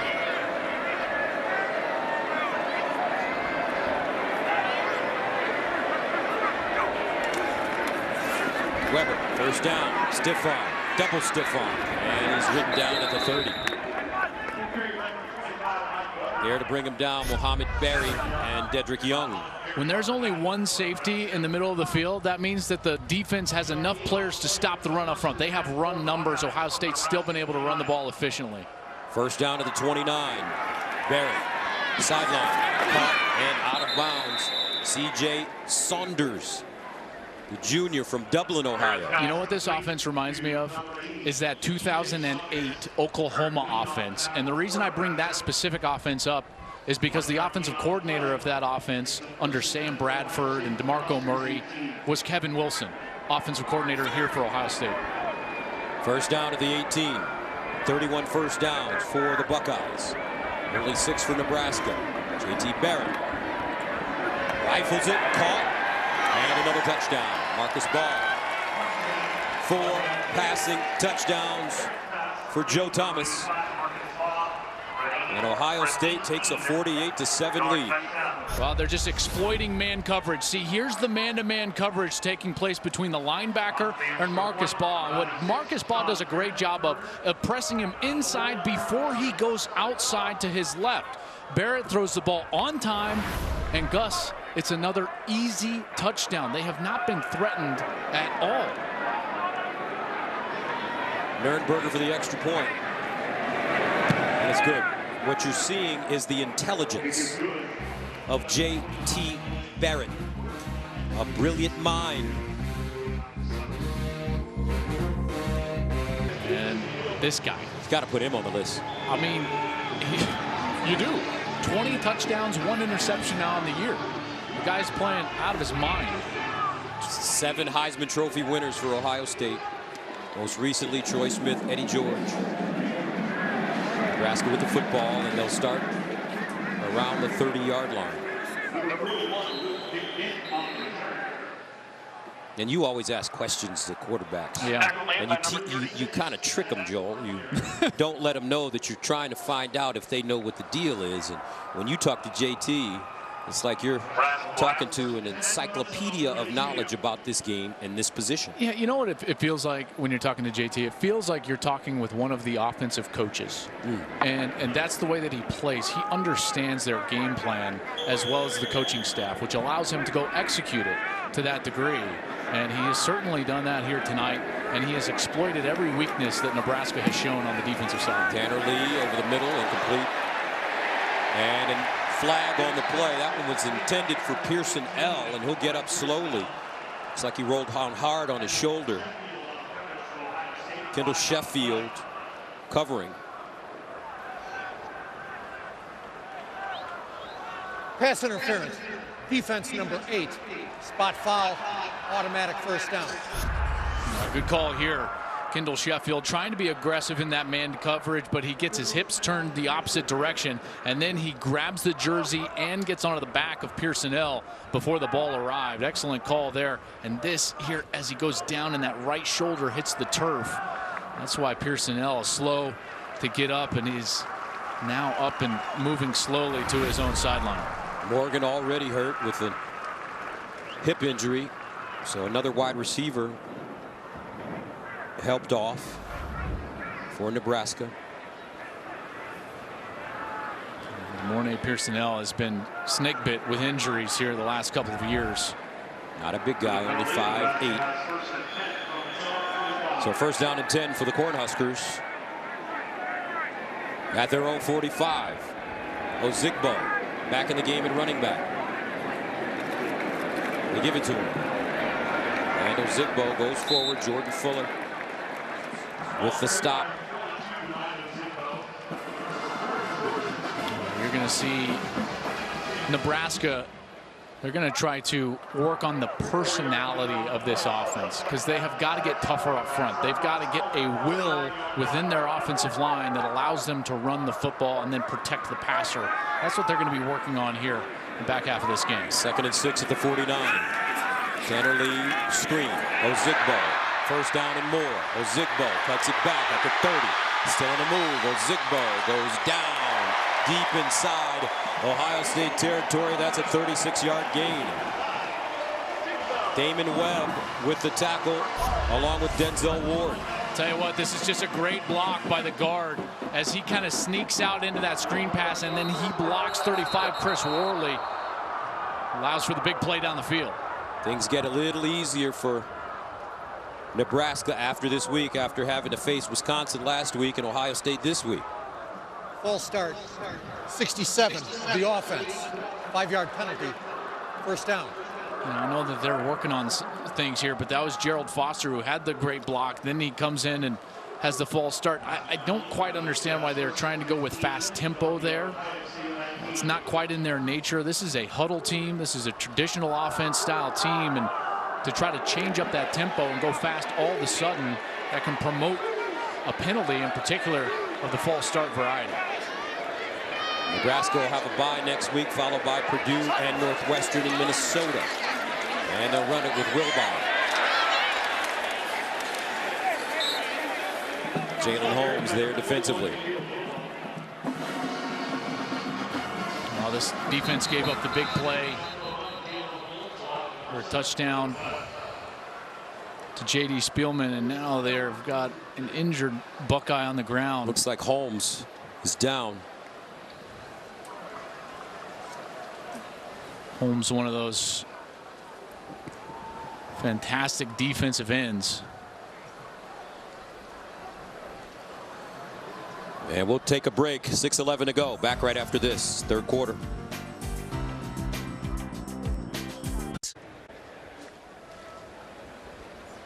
And Jalen Holmes still down. And his coaches are out there. Urban Meyer and Sifu Larry Johnson. There's Holmes, number 11.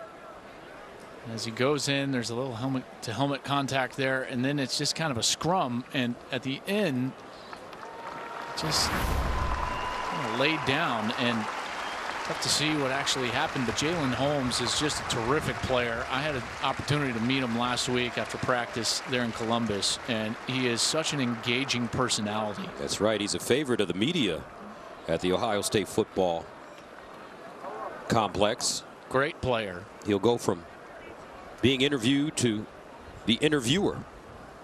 Incredible personality. Engaging young man. Let's hope he's okay, because they certainly could use him.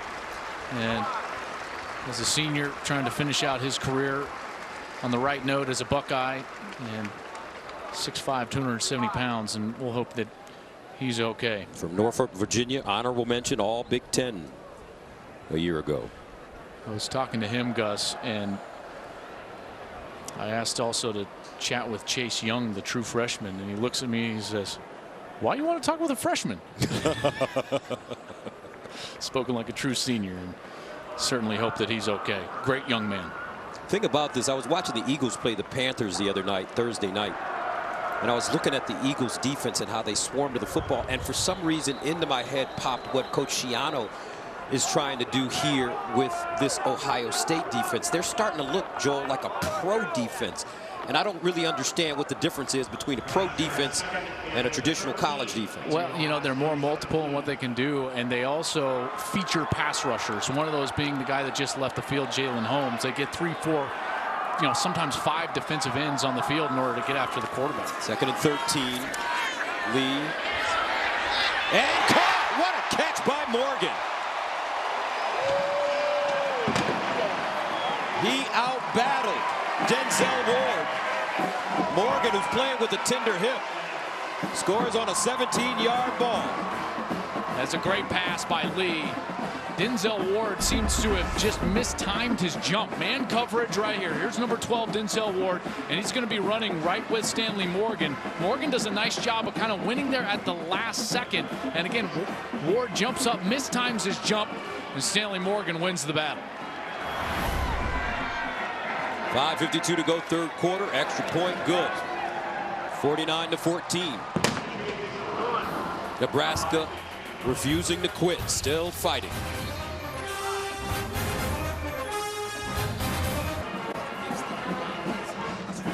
49-14, Ohio State with the lead, but Nebraska, nice pitch and catch from Tanner Lee to Stanley Morgan. That passing game has come alive, and they've given Tanner Lee just enough time in the pocket to exploit the defense down the field. And Stanley Morgan, playing with that tender hip, caps off the 4-play 68-yard drive with a 17-yard touchdown catch. Morgan, TD in 5 of 6 games this season, came into tonight's ball game as the leading wide receiver in the Big Ten. He's a terrific player. So Nebraska will send it away. KJ Hill, the deep man for Ohio State, starts from the 5. Gets to the 30. Finally upended at the 35-yard line. Now Monday night, the battle for the American League crown continues as the Astros take on the Yankees in Game 3 of the ALCS. Coverage begins Monday at 7 Eastern, 4 Pacific on FS1 and streaming live on Fox Sports Go. I'm having a lot of fun watching our studio show for the baseball. Yeah. Frank Thomas, the Big Hurt, Alex Rodriguez, Big Papi. And they were talking about a great pitching performance from the old Tiger, Justin Verlander, down with the Stros. He went 9 strong, complete game, and a 2-1 win there for the Stros with a 2-0 series lead. JT Barrett finds Benjamin Victor, and that's a first down. And here goes this offense right back to work. Barrett still on the field. These wide receivers continuing to get better. And this defense just has not had an answer for what Ohio State has to offer. Ohio State will have a bye after this game and then prepare themselves for the Nittany Lions in Columbus. Mike Weber. How do those two teams, Joel, match up, Penn State and Ohio State? Now, Penn State is a great team. They've got a great defense, and this offense will be tested. There is no doubt. Can't wait for that matchup. The thing that I think is going to be so interesting is Penn State's biggest area of concern or struggle so far has been their offensive line. And so how does this defensive line of Ohio State attack that and potentially hold Saquon Barkley to a quiet night? I think that's going to be the key to that entire matchup, is how Barkley plays against that defensive front of Ohio State. Bad taste in the Buckeyes' mouth after losing in Happy Valley last year the way they lost. Special teams playing a major factor in that loss for Ohio State, which cost them a chance at a Big Ten championship. Chris Webber tackling Mike Weber. 3rd down and 1. And Weber picks up the first. And they are still perfect on 3rd down. You know, and in large part because of their success on 1st and 2nd down. Gus, I can only remember about 1 3rd down that Ohio State has had a 3rd and 8+ or 9+ yards to go.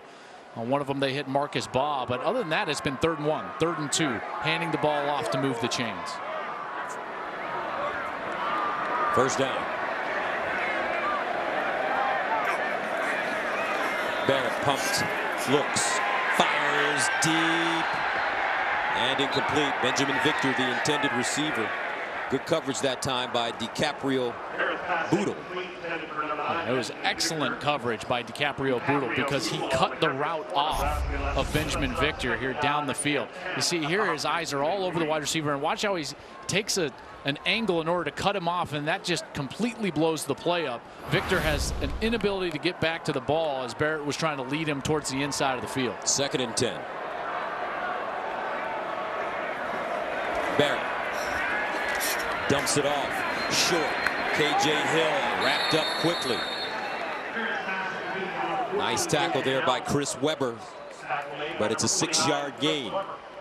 Brings up 3rd and 4. Good pursuit there for Nebraska. They had several players there for the tackle, forcing Ohio State into a situation where they'll try to convert again. 8 for 8. Ohio State is on 3rd down. Barrett has been going to his tight ends in situations like this. And Barrett hands it off. Buckeyes will not get the first down. Mike Weber ridden down after a gain of about a yard. Carlos Davis, Dedrick Young combining on the tackle brings up 4th and 3, and Let's see if the Buckeyes go for it. And they will, and that's why they ran the ball on 3rd down. Remember, Gus, what that wind is swirling is, for the most part, into the face.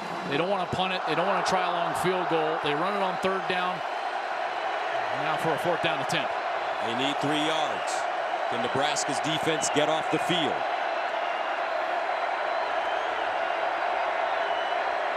Barrett under pressure, runs. 1st down, Ohio State. Just have all the answers, J.K.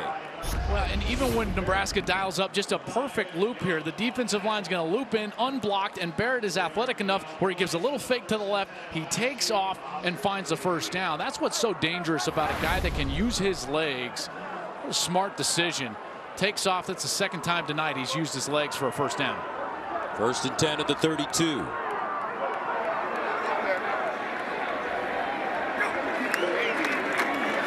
Weber. What a 1-2 punch they have at running back. You're right. J.K. Dobbins took the world by storm early. Of course, Mike Weber was dealing with that hamstring that you mentioned a little bit earlier in the game. And as he was taking time to get healthy and get back into the lineup, J.K. Dobbins, the true freshman, bursts onto the scene, 180 yards in his 1st game against Indiana. And now that they've got Mike Weber, that 1-2 punch, boy, it doesn't matter which one is in the game. They are very potent in the backfield. Both players, tough guys. Weber trying to use his quickness to get outside. He will not, as he's taken down by Markel Dismuke, the redshirt freshman from Compton, California. Great tackle there by Dismuke. In the open field, Weber to the sideline. 3rd down and 2 at the 24.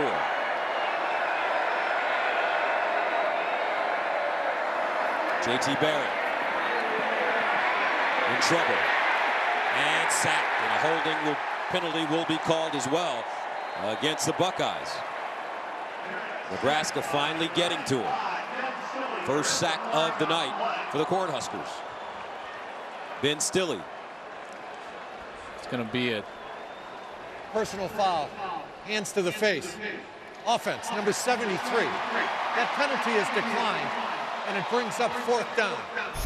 It's Michael Jordan, number 73, the left guard. There's that big right hand into the face of Ben Stilley as he was providing the pressure. And Weber on the sideline, looking at his arm.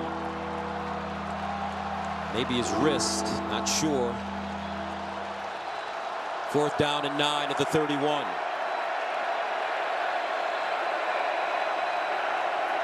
They've used those crossing routes. Antonio Williams in the backfield, goes in motion.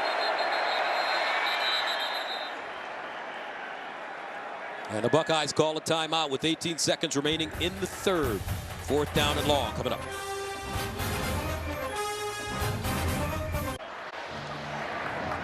(49-14).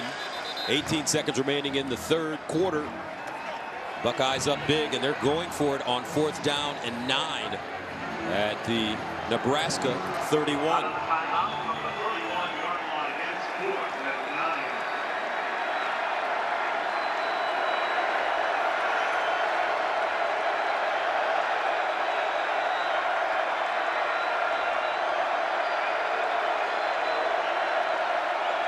Barrett drops it off sideline. Hill breaks the tackle, 1st down, flag on the play. As K.J. Hill gets out of bounds after picking up the 1st down. You know, this is going to be another hands to the face, but I think it's going to go against Nebraska. You can argue that it was also a hold potentially in Ohio State, kind of in the same area. Personal foul.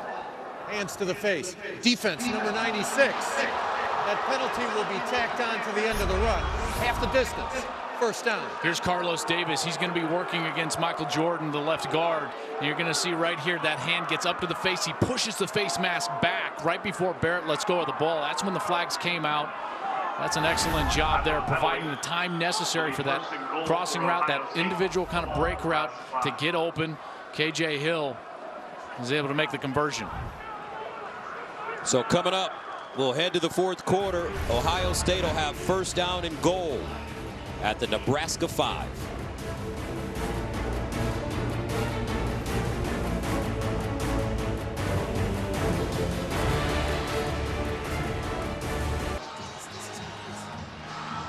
Welcome back as we take a look at the scoring by quarters. Nebraska coming alive in the third. Head to the fourth, 49-14. Ohio State right now with the ball first down at the Nebraska 5. Yeah, but the problem is they have not broken the serve of Ohio State. Ohio State has scored a touchdown on every single possession of the game. One reason, the play of this man, J.T. Barrett. A great conductor of this offense tonight. Barrett to the corner. And incomplete. Victor, the intended receiver. And he was covered by Chris Jones. Victor is a guy at 6'4" and 195 pounds that they've tried to feature in the red zone on some of those 50-50 type balls into the end zone. They've hit those against Rutgers. They threw a beautiful touchdown to Victor in the back of the end zone against Maryland, and trying to get another one there against Nebraska. Second and goal at the 5.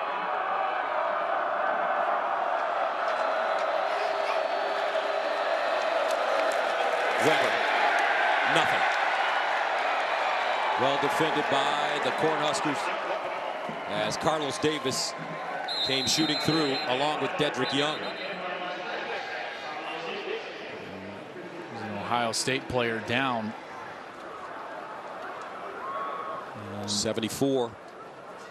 Jamarco Jones. He's the left tackle, and he has played really well this year. 6'5", 310 pounds, returning starter.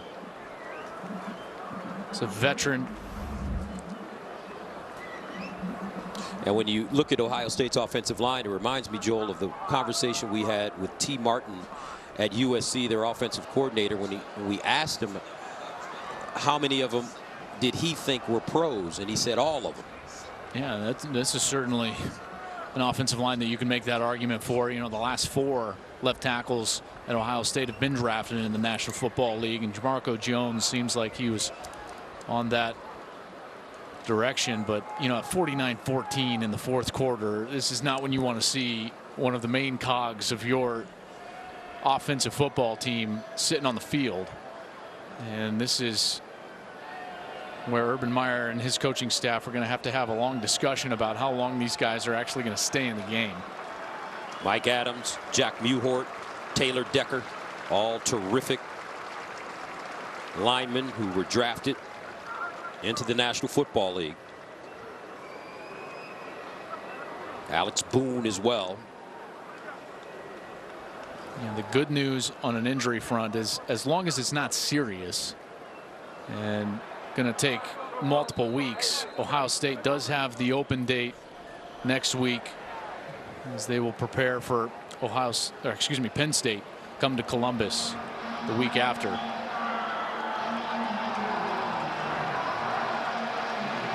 So Joshua Alabi comes in to replace Jamarco Jones at left tackle, number 58. Third down and goal at the 6. He's a converted defensive lineman. J.T. Barrett hit, fires, touchdown Buckeyes. K.J. Hill, 5 passing touchdowns for Joe Thomas. Barrett.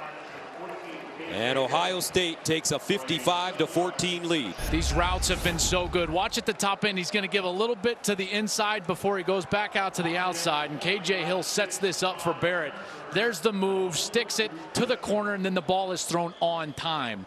I mean, J.T. Barrett is conducting this offense. He's not playing football tonight. He is conducting the offense of the Ohio State Buckeyes. It is beautiful. Kind of like an Arthur Fiedler type performance. You're more worldly than me, so I'm guessing that's good. I don't even know. During this timeout, please Google explain it. Arthur Fiedler, Boston Pops. Everybody, back after this, folks. Google him right now with me. 56-14, Ohio State. Don't forget to check out Breaking the Huddle with my partner, Joel Klatt, on Facebook Live Wednesday at 5:30 Eastern, sponsored by Dr. Pepper. 2 teams in the top 10 going down Clemson to Syracuse, Washington State drilled by Cal, so I'm sure you're going to have a lot to talk about. Yeah, and we're going to have a conversation about Arthur Fiedler, of course, the longtime conductor of the Boston Pops Orchestra, symphony orchestra that specializes in popular and light classical music, Gus. I tell you, smart guy. Very smart man. Here's Nebraska trying to run it out of the end zone. And they'll get to the 11-yard line. Let's check in with Greg Wolf in Los Angeles. Gus, thanks. Go to Tucson, UCLA in the desert to take on Arizona. The nation's leader in passing yards and touchdowns per game, Josh Rosen, picked off for a second time tonight. This one by Jace Whitaker goes for a pick six, 42-yard score. UCLA has just added a touchdown, but the Wildcats lead 24-14 second quarter. Gus, Joel, back to you. How about Arizona? You know, Rich Rod has done a really nice job down there. They, with a win, would move to 2-1 in league play, and not quite in the driver's seat in the Pac-12 South, but certainly in the conversation for the division winner. First down and 10 at the 11. Tanner Lee rolling out of the pocket, throws, and caught for first down. This time it's Tyjon Lindsey, the senior from Minnesota.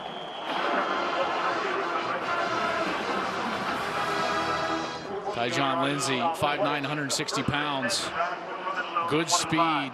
Got open. Lee was a little late with the ball, was a bit behind him, and I thought Lindsey made a great adjustment for the catch. 14-yard gain, first down at the 25. Now they'll go near side. J.D. Spielman. And J.D. Spielman picks up positive yards. Spielman is the adopted son of Vikings GM Rick Spielman. As such, his uncle Chris was an All-American, and our colleague here at Fox, an All-American for the Ohio State Buckeyes. This is a great story, right? And JD has had a great night tonight. 2nd and 5.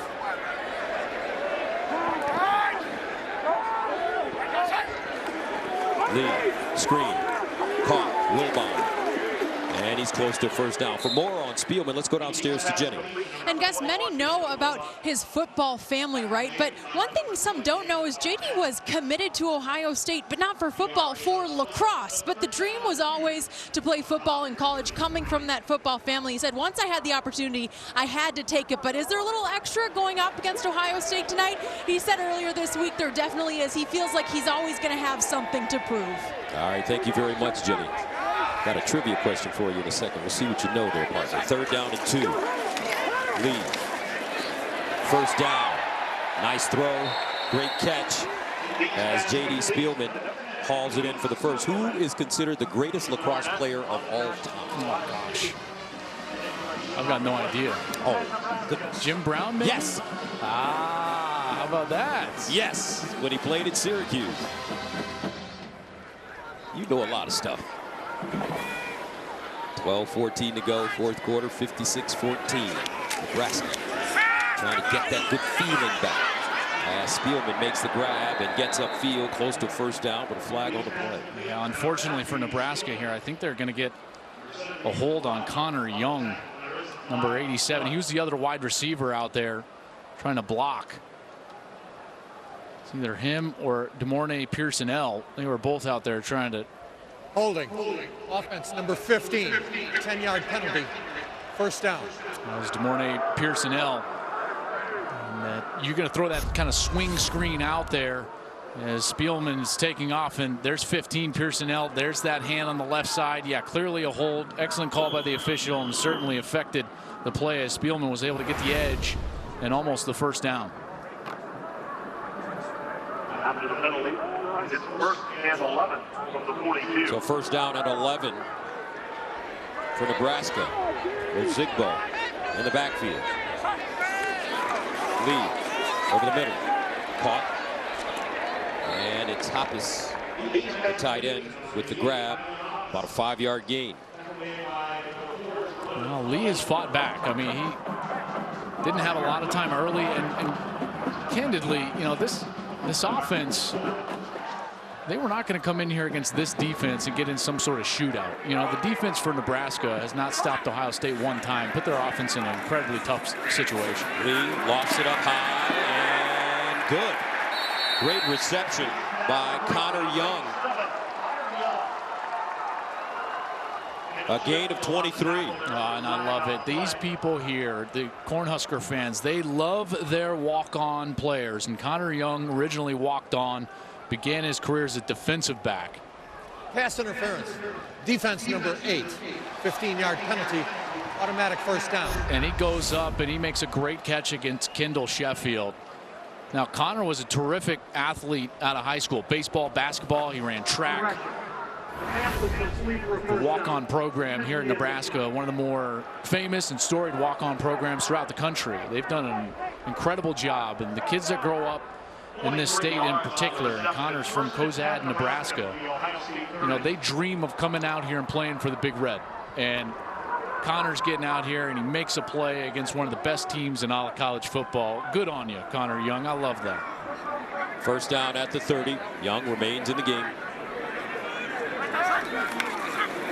Deep drop. Lee off his back foot.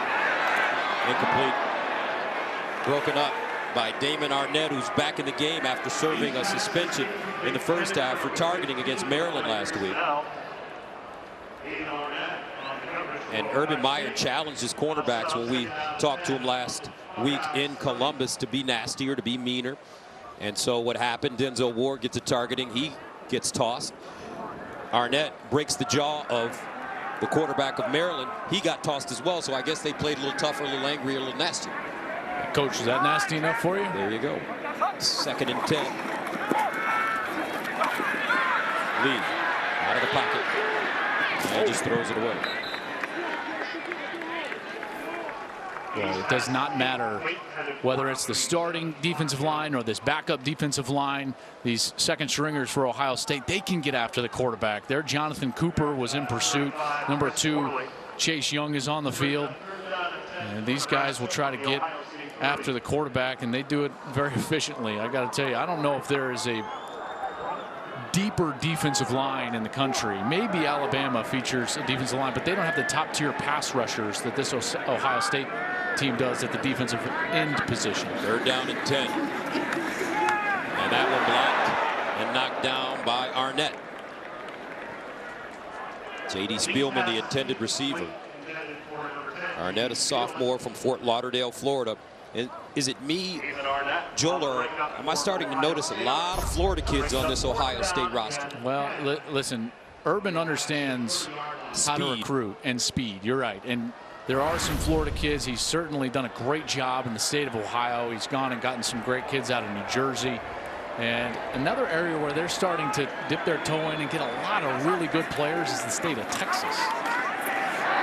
Near side. And caught it to 35. And it's Spielman once again.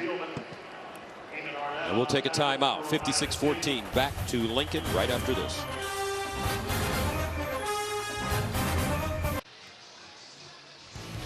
Time now for our expectations-shattering drive of the game, sponsored by Buick, and it was really the first drive of the game. This offense has been perfect. They have not punted. They have not given the ball over on downs. They have not turned it over, and they set the tone with that first drive. They ran the ball well. Barrett was sharp throwing the ball. Dobbins had the long run for the touchdown, but ever since it's been all J.T. Barrett, who's got the headset on and the jacket on. His night's going to be over. 27 of 33 for 325 yards. Dwayne Haskins replaces him as Antonio Williams gets the run and picks up big yardage. It's an 18-yard gain.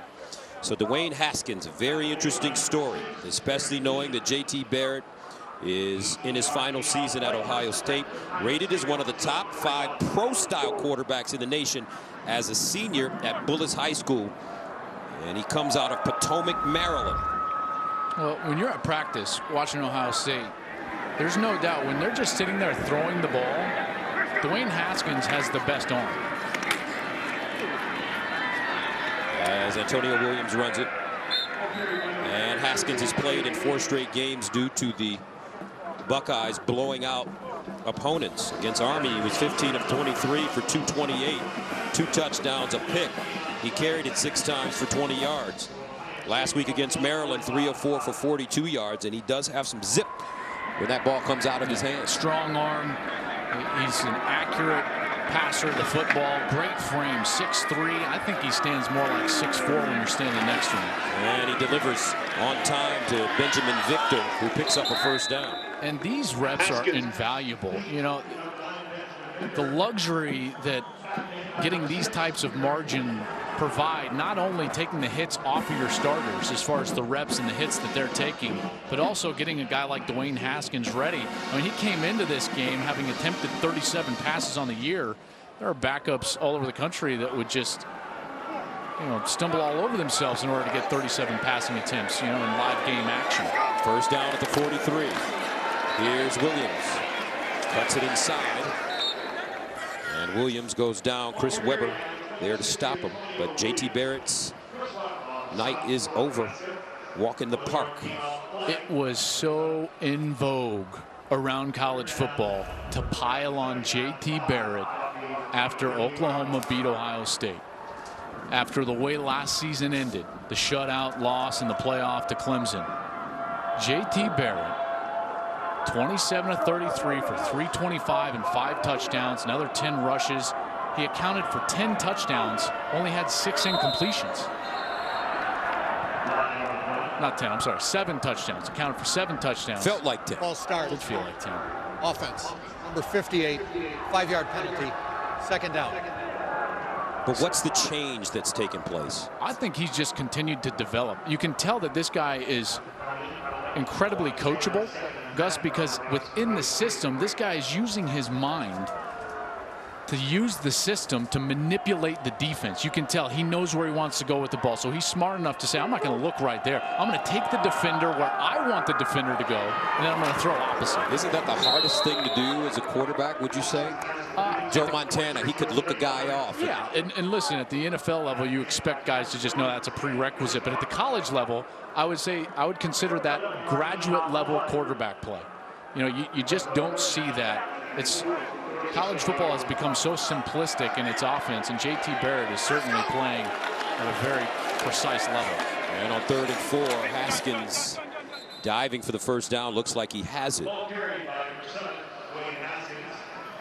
When you can use your system to manipulate the defense, I think that's when you go from just playing football to playing quarterback to then orchestrating your system. And I've used that term now a couple of times, but that's what JT did tonight.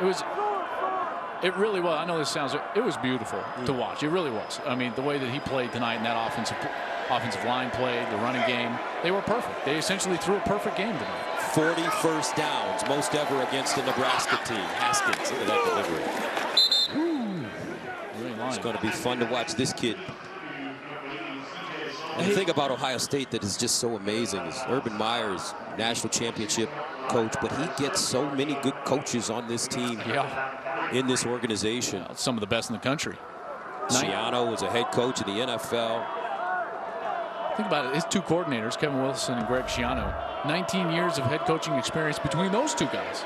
Much less being one of, if not the most successful head coach in the college ranks if you're Urban Meyer yourself. It's 2nd and 2 at the 25. They'll run it with Williams. First down at the 20. And that's not even getting into the depth that they have in their position coaching ranks with a guy like Ryan Day, or what do you call him? Larry Sifu. Johnson, the Sifu Larry. Sifu Larry. The teacher. I knew I recognized that. My kids love Kung Fu Panda. Ah, that's right. Class 3 great sons. Oh, man. It's a fun time. 5, 3, and 9 months right now. Hank, Sam, and Ted. First down and 10 at the 19. New quarterback, Joe Burrow. So everybody getting an opportunity right now with 5:36 to play as Burrow, sophomore from Cincinnati, will run it. Almost lost it and goes down. Flag on the play, thrown late. I think they're going to get another hands to the face. Holding. Offense. Number 58. 10-yard penalty. First down. Well, this is the wrong call, actually, and we'll see if we can get it on the replay. There might have been a hold, but clearly before the hold, Joshua Alabi, he's the left tackle here. Watch the defender.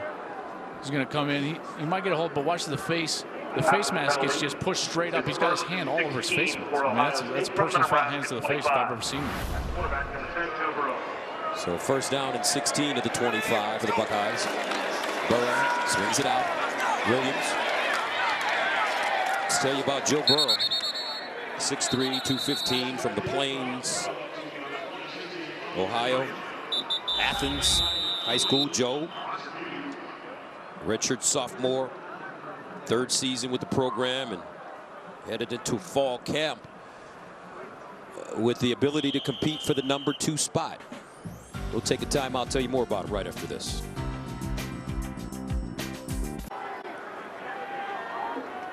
So Joe Burrow in at quarterback for Ohio State, played in 5 games last season. A lot of Husker ties as well. Dad Jimmy was a Nebraska assistant. His brother Jamie and Dan both played for the Huskers. Second down and 12. Burrow running it. And it'll be dropped for a loss. Mohamed Barry coming up and making the stick.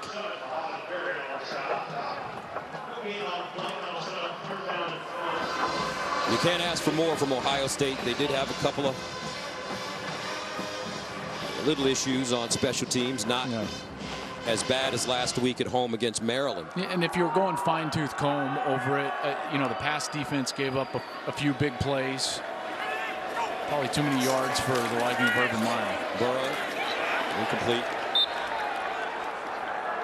Luke Farrell, the intended receiver. You know, if I was Urban, I would put my field goal unit out there just to work on it right now. Remember, that's why they lost to Penn State. They had the 3 missed executions last week, but apparently they're going to keep their offense on the field here. 4th down and 11. Burrow to throw it. Looking. And incomplete. That one thrown high. C.J. Saunders, the intended receiver. 4:07 to play in the 4th.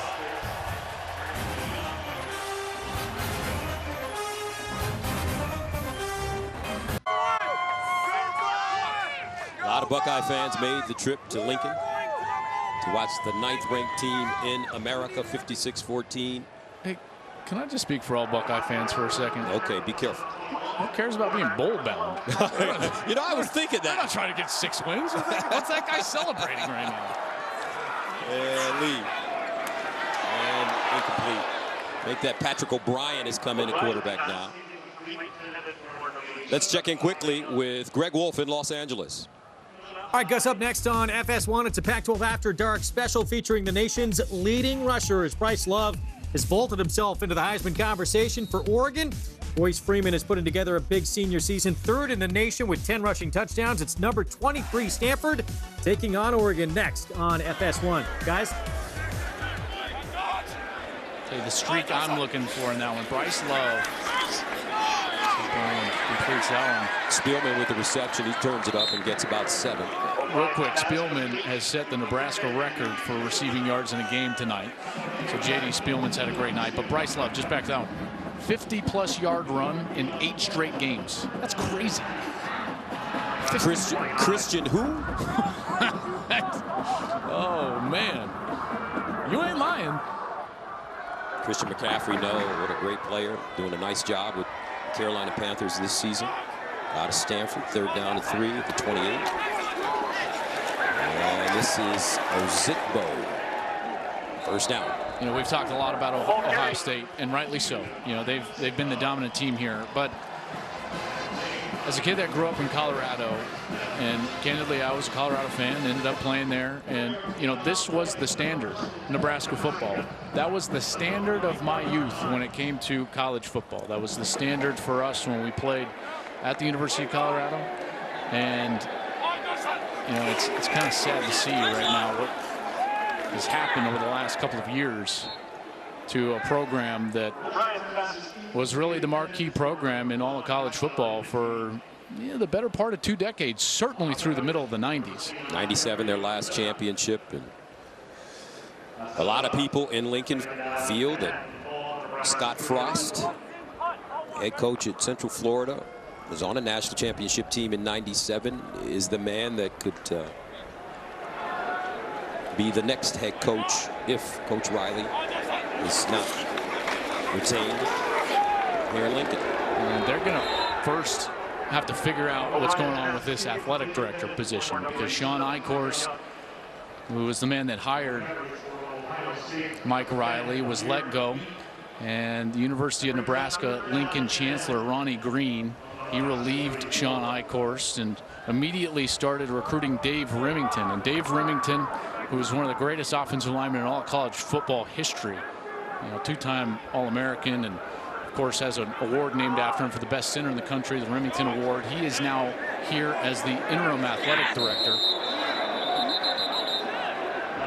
Has said he does not want the full-time gig. Always remains to be seen, right? I mean, you just never know after they kind of are here for a while. False start. Offense. Number 67. 5-yard penalty. 3rd down. This search, though, which is going to be conducted by Turnkey Sports. There's Dave Remington as he stepped away from the Boomer Esiason Foundation. He's great friends with Boomer Esiason. He stepped not down but away from his job there to become the interim athletic director here. And Turnkey Sports Entertainment, they're a search firm that's going to help President Hank Bounds and Chancellor Ronnie Green and Dave Remington find the new athletic director. And then that's when they'll start to talk about the future of the coaching position here in Nebraska. Patrick O'Brien out of the pocket, trying to make something happen with 2:37 to go.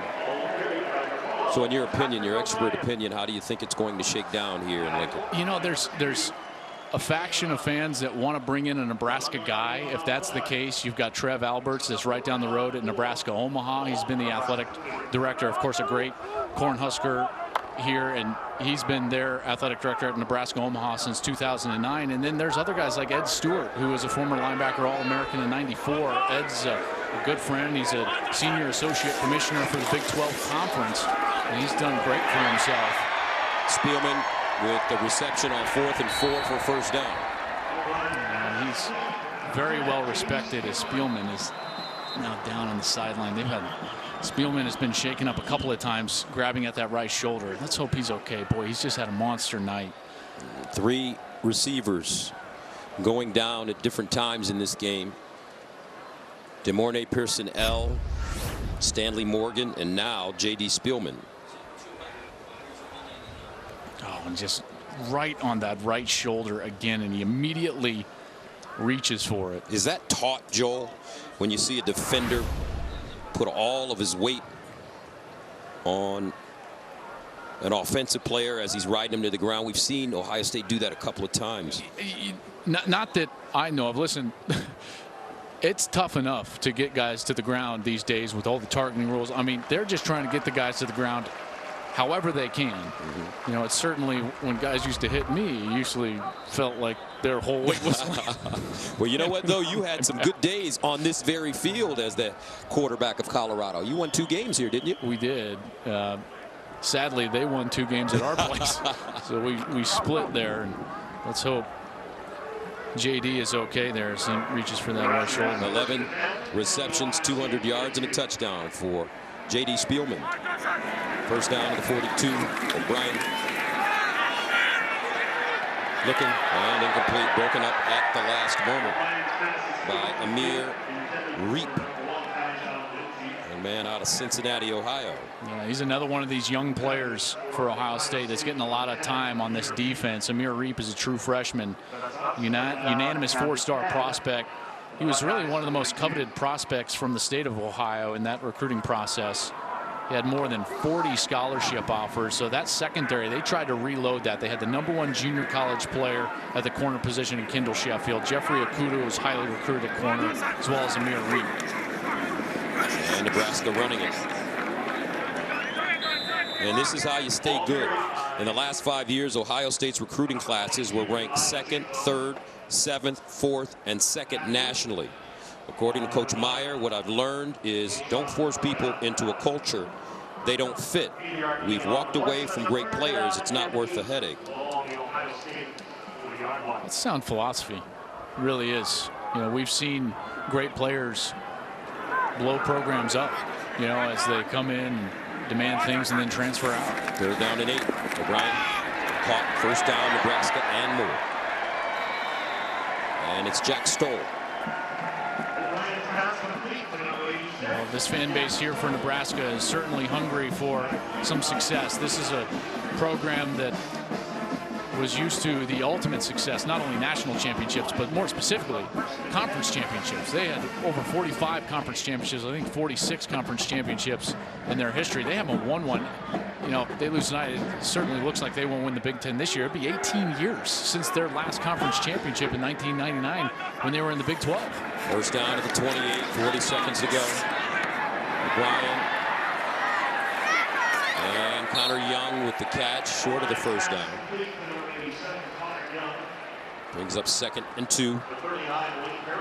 28 seconds and counting. I think the Big Ten Conference, all of college football, would be better if and when Nebraska can find their footing and become a blue blood program once again. It certainly has the potential, has the resources to play at the top end of the Big Ten West Division.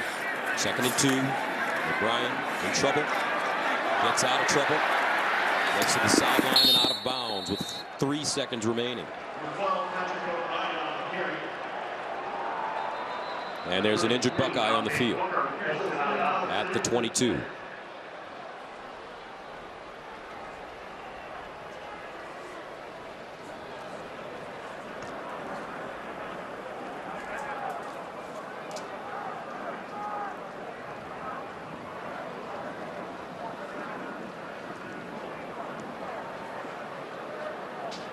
So Ohio State will win this game, head back to Columbus tonight. Have a chance to heal up a little bit as they'll have a bye. And up next, Penn State.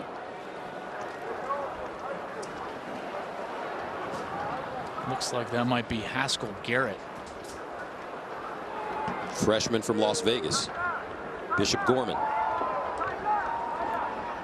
Came to Ohio State with his teammate, quarterback from Bishop Gorman, Tate Martell, and a third one of their teammates is on the other sideline tonight, Tyjon Lindsey.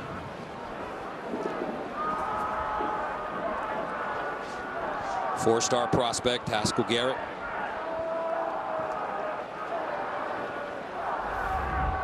Part of a Bishop Gorman program that has gone 43-0 during his 3 seasons there. Won the state title and overall national championship all 3 years. It's certainly a great program. And originally, Tyjon Lindsey was actually committed to Ohio State, and it was kind of the 3 guys. It was kind of the trio was coming to Ohio State. And Tyjon Lindsey, a month before signing day, opted out, decided to go and commit at Nebraska. And Haskell Garrett, he's certainly one of these talented young players that Urban Meyer has been excited about and getting some time in this game. Let's hope he's okay. 3 seconds to go for Nebraska. Nebraska has 3rd. Patrick O'Brien, backup quarterback in as the Buckeyes back it all the way up, and they'll rush 3.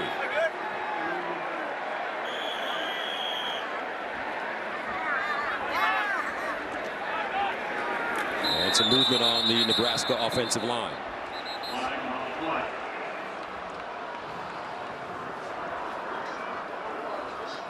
Well, I'm looking forward to that game tonight. The game following us, Oregon, Stanford. False start. Offense. Number 79. 5-yard penalty. Still 3rd down. Stanford still got a great shot at potentially winning that division. I know they've lost twice. One of them was out of conference, though. And so they're in a position San Diego State.